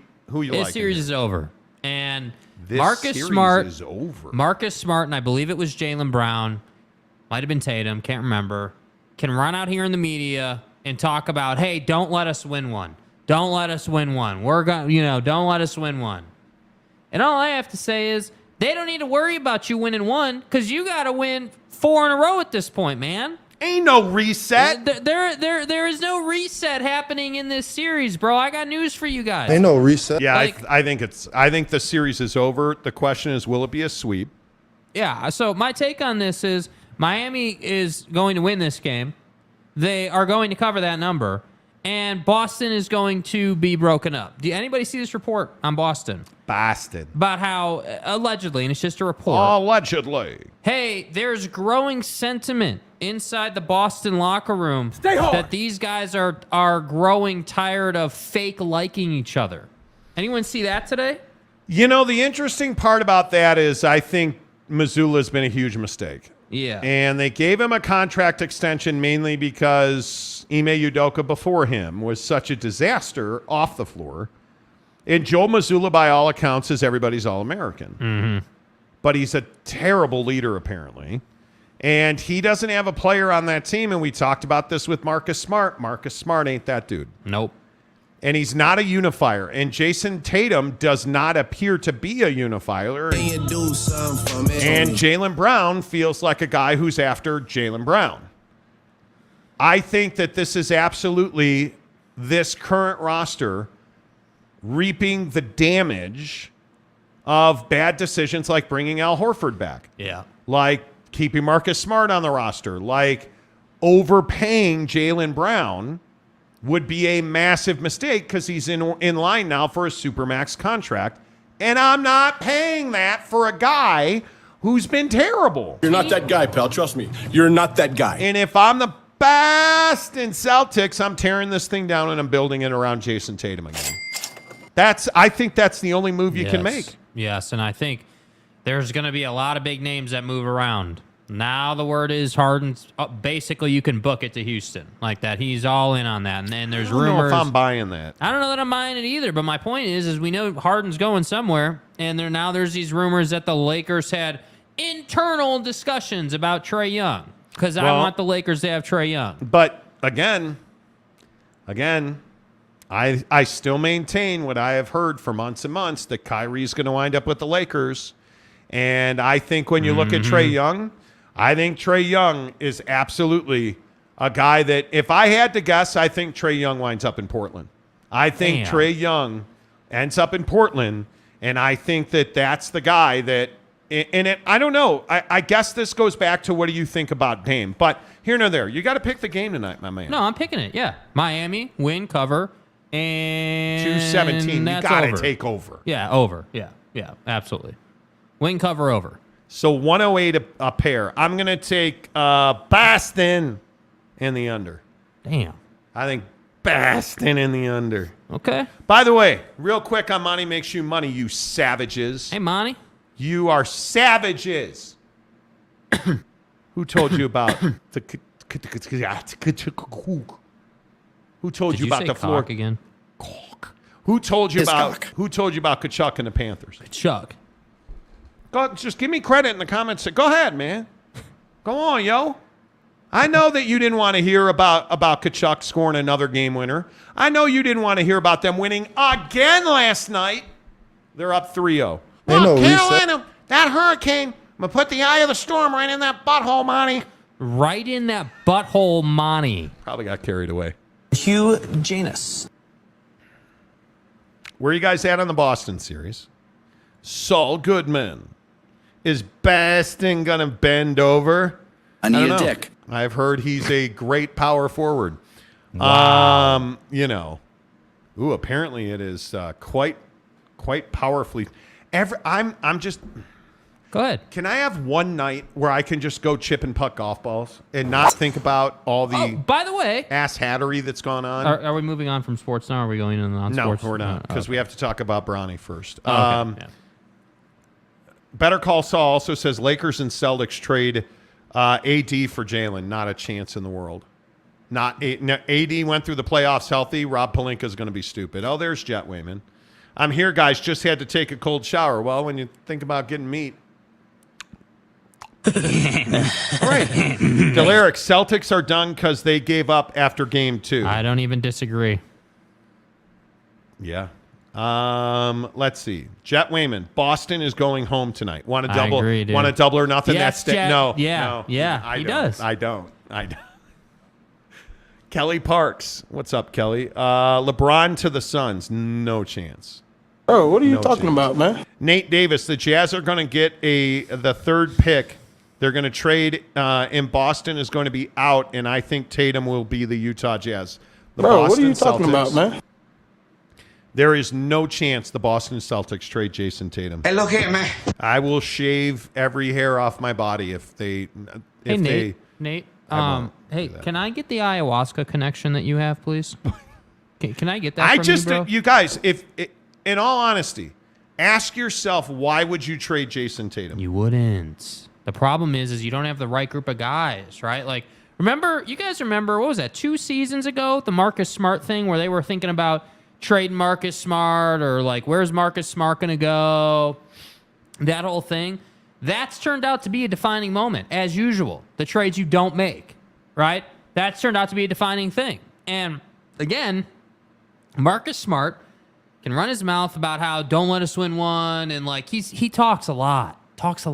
And for me, I just think They don't have the goods, and they haven't had the goods going all the way back to LeBron versus Tatum when Bron was in Cleveland and they did the whole chest bump thing. You haven't had the goods since then. The difference is that you were a young team then, so you lived under that excuse. But now it's like, hey, bro, Tatum's passing it in clutch moments. What the hell?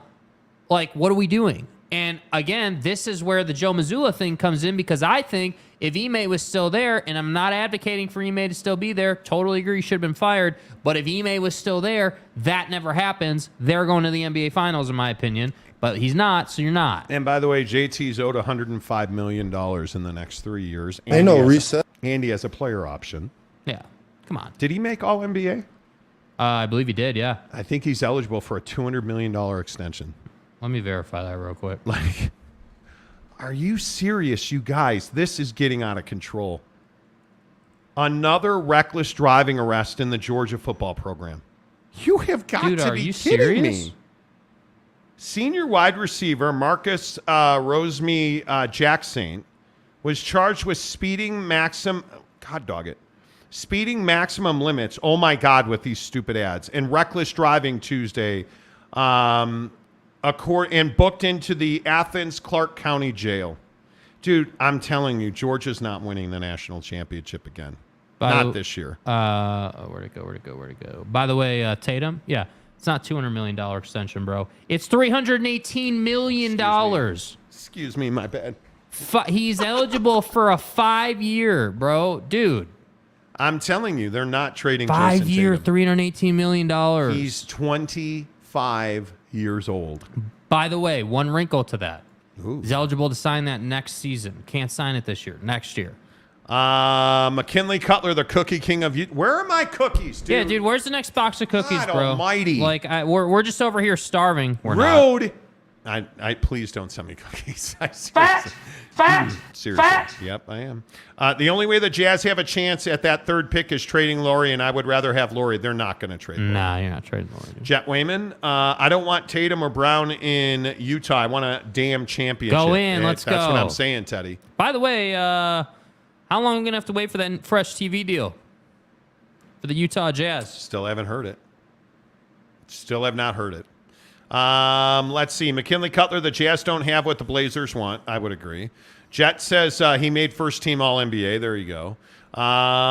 McKinley Cutler, the Jazz are not far enough into their rebuild to go for a guy like Tatum or Brown on a max. And I think that could change quickly, though. I think they have every asset they want to be however far in they want. Yeah. Jet says, bro, it's coming down hard in Riverton. My wife just told me that. My wife said it's thunder, lightning, and pouring rain. So in the Southeast Valley of Utah. We'll see about that. Of course, it is Jet, because I wanted to go golf tonight. Yeah, well, good luck. Yeah. The Jazz are not far enough. Okay, I said that already. Saul Goodman, Georgia. That's because they're using speed. Get it? Yeah, I wonder if he consulted Jalen Carter or what the deal was. You know. Has going to Los Angeles been a mistake for LeBron James? Well, first of all, I guess the question is, do you think he retires? Hell no. No, not a chance. I think he was emotional last night. Totally get it. This is only round one of the Tom Brady, we're going to retire, then unretire. And my kid's coming to play with like, me. He's going to USC. By the way, again, and I feel like everyone just skips over this, he literally structured his contract with the Lakers so that he's a free agent when Bronny's going to get drafted. So let's not pretend like this guy's not going to play with Bronny. It's happening. It's happening. Was it a mistake for LeBron to go to the Lakers? I'm going to say that it was a mistake because you won a bubble championship and people qualify that. I do not. It's a championship. Yeah. But you have not done anything since. And I think last night, LeBron, the funny thing about last night is LeBron damn near had a 40-point triple-double, and people are like, oh, LaFlop, oh, he sucks. Oh, I'm glad he's gone. Sort of a natural reflex. Hey, it's cool. You can hate LeBron, but you will respect LeBron. Yeah. LeBron was not the issue with the Lakers. LeBron does not flop more than anybody else. Mm-hmm. And I think it's wild. And I get it. LeBron's very good, and people hate LeBron because he's good, and I get that. But you, me, and everybody else that's a basketball fan would just do just about anything. Man, the weather is getting real. Now there is a severe thunderstorm warning in our area until 6:15. Damn. Let's get real. You, me, and everybody else would do whatever we had to do to get you to hit the like button right now and to get LeBron on your team in his prime. Mm-hmm. If you could have been the Heat, you'd have done the same thing. No, I wouldn't. Yeah, you would have. You would too have. If he just said, hey, I want to wear the note on my chest. Oh, god damn. We keeps it real in the skies over Jutha. Bro, dude. You guys, here's the thing. Real quick, and I'll get back to LeBron. Real quick. Can I just tell you that the weather forecast in Utah has to be the most difficult weather forecast in the entire country? It has to be. Because they're never right. No. It was supposed to be scattered storms, and there was almost no chance we were getting rain in our area. And this thing that's happening over here is like legit. This radar that Jake is trying to Bluetooth over to my computer so I can put it on the show Trying here, guys. is crazy. Crazy. Like, it is one of the craziest things I have seen. Mm-hmm. And it was not supposed to be this way. It was supposed to be scattered storms and everything's going to be fine. Go ahead, chip and putt. Plan on chipping and putting there, fat ass. No. Anyway, my point is, everybody would have taken LeBron on their team. Yeah. Everybody. And because he's not on your team, he sucks and he flops and he's LeChoke and he's LeCap and he's everything else that everybody talks about. And LeBron's this. Because he's good. He's good. You know, he's not good. He is. And now I don't think he is anymore. But up until about the foot injury, he was still the best player in the NBA. Yeah, and I agree. Like, I think he's up there. I think he's still better than 9 out of 10 guys. I still think I agree with him. He said that right last night. He's better than 99% of the league. Yeah, I still think he's way up there. Ooh, man, you guys, look at this. Bro. God damn. That is a line of storms, right? Dude. That's what we call storms. Lit. That is what we call storms. Yeah. Hope you got good tires on your car. That's a line of storms. Holy cow. And that was 20 minutes ago. Well, it's been nice knowing you guys. That's crazy. But my point is, if you are an NBA fan, you don't have to like LeBron. You got to respect him. Mm-hmm. Right? And the other thing I thought was so amazing was everybody that was like, oh, LeBron sucks. Nikola Jokic is better. LeBron doesn't have to suck for you to like Nikola Jokic or respect him. Yeah. He doesn't. Nikola Jokic is arguably the best player in the NBA right now. Yeah. Maybe not even arguably. Does that mean he should have won the most valuable player award? No. Because the best player in the NBA is not who wins the MVP award. LeBron James has had, almost by every definition, the best career ever had in the NBA. 3 Hall of Fame careers in 1. Best career ever. Yeah. And I'm a Jordan guy. Does that make LeBron the best player ever? Nah, and that's probably a different discussion. But you can say he flops or he bitches at the refs. Okay, tell me who your favorite player is then. Tell me who your favorite player is who doesn't talk to the officials. Kevin Durant. Mine's Devin Booker, and he talks to the officials all the goddamn time. Regularly. All the time. I will say, though, I think Book talks less. He does talk less. He does. Let's see. Steve Stepanek. I don't like LeBron James because he sold his soul to the devil. He does the the Bakhmut ritual before the powder throw up. So did Michael Jordan. Did Michael Jordan sell his soul to the devil? In God's name, image, and likeness. I don't care how good he is. You can win championships without LeBron. Okay, so has Cleveland? Don't think they have. The Heat, since he left. Don't think they have. The Lakers since Kobe. 1. Oh, but... And that's right. That's right. Was LeBron. Oh. So I'm asking for a friend here, Steve. Who on that team or who of his previous teams have won a championship without him? No, I'm just waiting for your answer. Go ahead. Yeah, there's not an answer coming. There's not an answer coming. That's very true, Monty. Nash won 2 MVP awards with Kobe, Shaq, and LeBron in the league. He did. Yeah. He did. Katie Rader. How's life in Katy, Texas? I know she didn't just say, how is it shaking today? I don't believe Katy Rader's a woman. Oh, is that true? Katy is a city in Texas. I don't know, Katy Rader. Reveal yourself. Yeah. Hey, guys, how's it shaking today? Pretty good. Fair to mid-range. Yeah. Fair to mid-range. Yeah, not good. Fair to mid-range. McKinley Cutler. He's amazing. Still top 15 in year 20. Totally agree, dude. Totally agree. Better Call Saul. Houston sees that kind of weather all the time. I wish we did. I lived in Arizona let me put it this way. I did a nickel upstate in Arizona. Because it was a sentence, dude. I hated Arizona. It was mainly because it's hot. Well, Monty, it's a dry heat. Hey, Monty. Yeah, it's a dry heat, and it's still hotter than hell in Arizona, right? Oh, it's a dry heat, bro. Cool. Yeah, whatever. It was hot. I hate hot weather. I would just give me 70 degrees with a slight breeze. I'm good to go. Yep. I'm good to go. Let me travel to play golf. Let me go to the mountains to snowboard. And let it be 70 and breezy at my house every day. Anybody know where I can get that? Because I would love to have that. That would be my idea. Todd James says peach power. Okay. Jeremy Callahan, Katy, west side of Houston. That's what I'm saying. See? Sorry, fellers. Katy, Texas. Sorry, fellers. This guy. I told you it was Katy, Texas. Sorry, fellers. I told you. Jackson Graham. What's up, Jax? I think Jokic is untradeable like Dirk or Duncan. I would agree with that. You will lose weight in Houston, Texas, dude.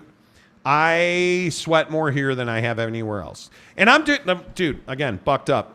If you guys have not got the Buck Bar from Bucked Up, go get them because I'm telling you, they're game changers. Katie Rader says, bing, bing. Exactly right. That's an orange. Oh, orange power. Let's see if we do I still don't know, but that's fine. All right, real quick. Non-sports topics of the day. Mm-hmm. What are you willing to do for the last hot pocket in the freezer? Because there it is, some bit. I'll drop that mother. Who shot his roommate in the ass. In the ass. So these two fellers. Thank you, Katie Rader. So I said, yeah.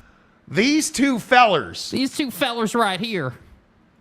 Now I'm going to stereotype one of these fellers. What's up, Ned? Here's the hot pocket shooter. This gentleman from Kentucky got so upset that his roommate ate the last hot pocket. He physically attacked him, and the roommate came back and kicked his ass. So little homie here, buddy, went and got his gun and shot him in the ass. The roommate was trying to leave the house. Little homie, the hungry hot pocket dude, shot him in the ass because he ate the last hot pocket. Dude is first team all Cabela's, dude. First of all, dude, that neck beard. Do we know this guy's name? Did they by chance reference his name? I don't want to say his name. Oh, okay. Because he feels like a Ned to me. I believe his name is Jethro. Jethro. Okay. He's a bum. He is a bum. Would you ever shoot somebody over the last hot pocket? No, I would not. In fact, I would not. Clinton Williams, 64 of Louisville, was arrested on one count of assault with a deadly weapon. You know, Clinton, Ned, same thing. Louisville Metro Police said Williams got mad because his roommate had eaten the last hot pocket. So good old Clifton here. Good old Cliffy was so angry that his roommate ate the last hot pocket that Cliffy over here picked up tiles off of the floor. They were apparently renovating the kitchen and started hurling tiles at his roommate. Bro. Now, see, the roommate didn't like that very much. Yeah. The roommate told police he tried to fight back, but was starting to leave when Williams went back into the house and got a gun and shot him in the air. Dude. The victim said he went several blocks away to get help. Cliffy was arraigned in Louisville Metro District Court A not guilty plea was entered. A bond was set at $7,500. Cliffy didn't have the money. Oh. So Cliffy ain't got a hot pocket, but he's got fruit salad off of a prison floor. Oh. Because my guy is in jail, and his next court date is May 30th. Oh, my God. He's in jail for a long time. Bro. Little Cliffy. And as you can see, I'm going through some shit right now. What's the worst that have you ever, well, you don't have roommates or girlfriends because you're, Let's settle this right now. you don't have sex, but Okay, that's have you, not true. what's the worst fight you've ever had over food? Worst fight I've ever had over food. Jeez. I don't think I've ever had a fight over food. I can tell you the worst fight I ever had. I had a fight in a locker room with my baseball team in high school. That was pretty fun. You really have never had a fight over food? No, I don't think so, dude. Have you? Yes. This kid, Ryan, who lived across the street from me, we went to school together. Okay. He decided one day that while we were walking out of a hot dog stand called Scotty's Red Hot, Oh, yeah. that he thought it would be funny to stomp on a ketchup packet. And that ketchup packet sprayed all over my leg. Is this the dagger? And I beat wholesale ass for that.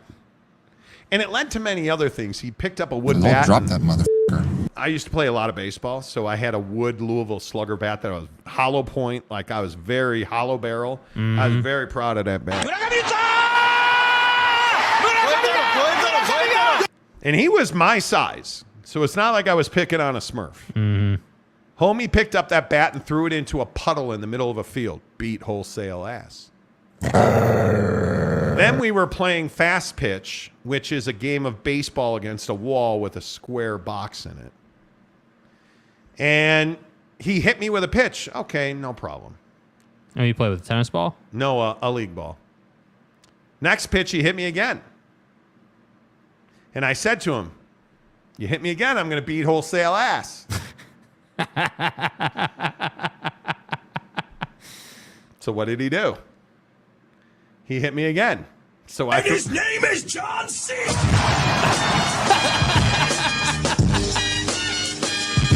Little homie learned a lesson that day. That Monty, while mighty, is also fast. And that's how I look at it. Dude, that bad incident, I actually have guilt over that. Why? Oh, I threw him in the puddle and just beat the crap out of that kid. Did you go like full mount and everything, or what? No, but I held his face under the puddle. What's up, big bro? His brother and me were best friends. And this cat just would not stop being a dickhead. And he paid for it. Yeah. But me and my brother used to get into fight, like, just was not good. Yeah. Over food all the time. But how do you shoot someone over a hot pocket, bro? Yeah, I'm not pulling out a pistol. But at that point, it had progressed past the hot pocket, I think. Yeah. My question is, how are you throwing tile at somebody over a hot pocket? Dude clearly doesn't have money. Was the 7-Eleven closed? I guess, yeah. Seems like it. And so you tried to murder the dude over a hot pocket. Maury Alvarez, my favorite Floridian. Did you hit him low inside and drop him like a sack of bricks? No, but the last time that him and I got into it over that fast pitch game, and this is actually the last physical altercation I ever had, willingly. I punched him right in the face. And he started bleeding, and I felt so bad. Mm-hmm. I remember trying to pick him up, and he kicked me. And so I kicked him in the ass and walked away. He's a bum. I have vivid memories of that. I hate fighting. The LA Fitness incident? Again, not willingly. So we're playing pickup basketball. Well, you don't want to play pickup basketball with us. It's just not good for your health. No, it's not. It's really not. So we were playing by a military installation. And so this guy in the military was being a bully. And so we ran him off of a pick, and he got blowed up. Yeah. Never saw it coming. Totally sold him. So then Jake back cut him, which meant Jake was at the top of the key and ran to the rack. I threw it to Jake. Jake was in the air, and the guy pushed him against a wall. So I threw the guy on the ground, and he's like, I'm going to break your leg. And he like wrapped his arm around my leg. And he's like, I'm going to break your leg. I'll bust it in half. And so I stomped on him. And then he got up and went after Jake, and I ripped the guy's shirt off, and he fell on the ground, and he had on dog tags. And I remember saying to him, what would your commanding officer say to this? Here, why don't we find out? I'll call him. And that's where everybody got involved. They're like, dude, you're going to ruin his career. But there's that incident. There was an incident in school with this guy who was picking on a good friend of mine. That, again, God, Keith Horowitz was like the beginning and the end of my life. I'm for real.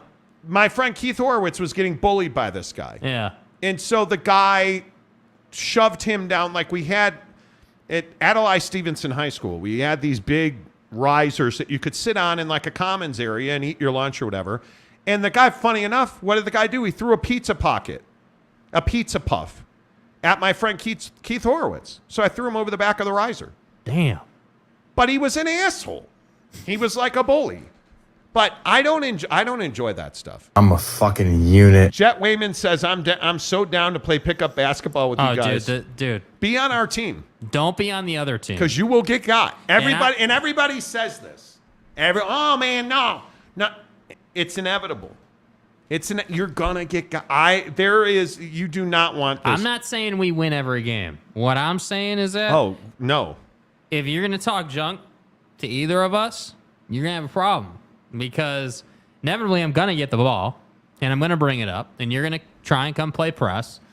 And so then I'm gonna have to put a shoulder in your chest and it's gonna bounce you off me and I'll get the ball across half court and dude's gonna be waiting on the block. And I'm gonna run you to the free throw line and he's gonna be waiting for you. And you're gonna be like, hey, that's a dirty play. And everyone around you's gonna be like, no, it wasn't. He was standing still and you ran into him. Just saying. Anyway, I would never get in a fight over food. Now I'm more mature, but homie over there was like 60-something years old, and he shot a guy in the ass. Don't even think about messing with me. Over a Hot Pocket. Yeah. Wild, dude. It's wild. It's absolutely wild. Yeah. So are you a Hot Pocket guy? I was, yeah. In middle school, big time Hot Pocket guy. Yep.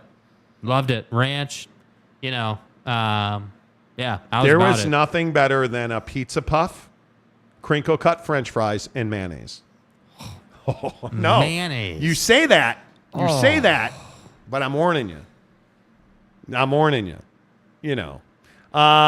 Wayman, believe me, you'd want me on your team, bro. I do want you on my team. I'm about it, dude. See, and the other problem is, too, this is the problem. See, he plays inside and I can shoot.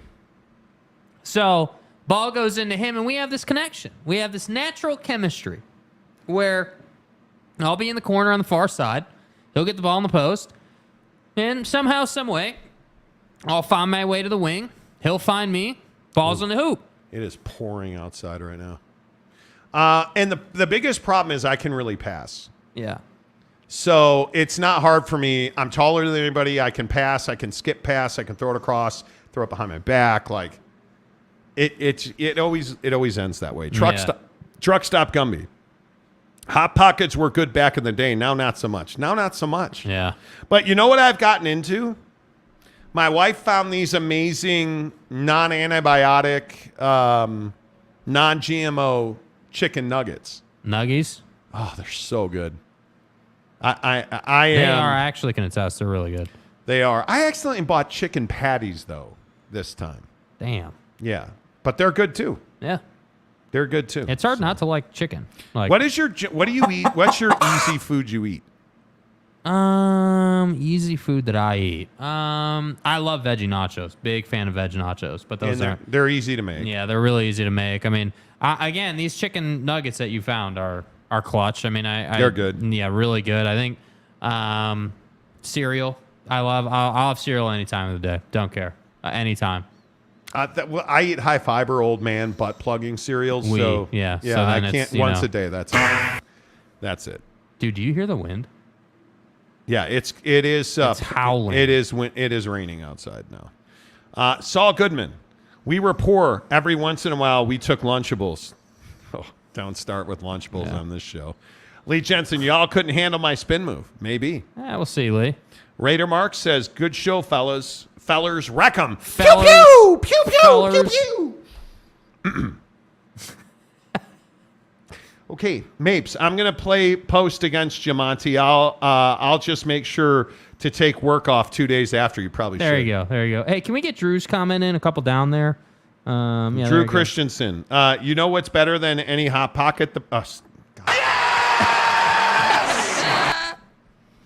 Bacavo at Super Chicks. Indeed. Let's go, baby. By the way, as a reminder, and I have been a terrible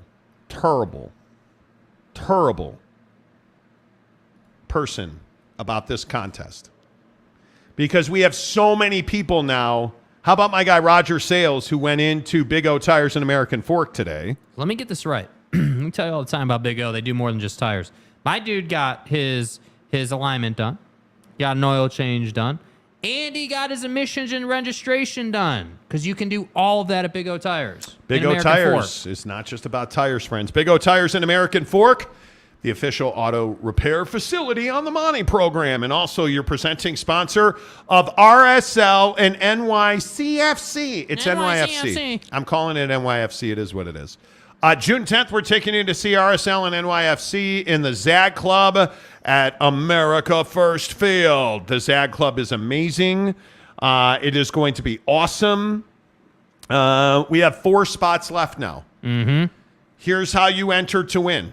You go into our good friends at Big O Tires and American Fork, and you spend money with them. You get an oil change, get new tires, get a rotation, get a tune-up, you name it. You spend money with them, you're automatically in. Oh, you don't want to do that. You can go to Super Chicks in Ogden on Riverdale Road or in St. George, those 2 locations only, and you can buy yourself lunch or dinner. Send us a receipt, you're qualified to get in. Or you can go to buckedup.com and make a purchase of any kind. Get the free samples in the description below. Bucked Up the bars, Bucked Up the buckshot. All you have to do in the description below, get the free samples, shoot me a screenshot of it, you're registered, you're in. We only have 4 spots left. We're working on this t-shirt. Our artist is exceptionally busy, but we are going to have a one-off t-shirt for all 15 people who get in.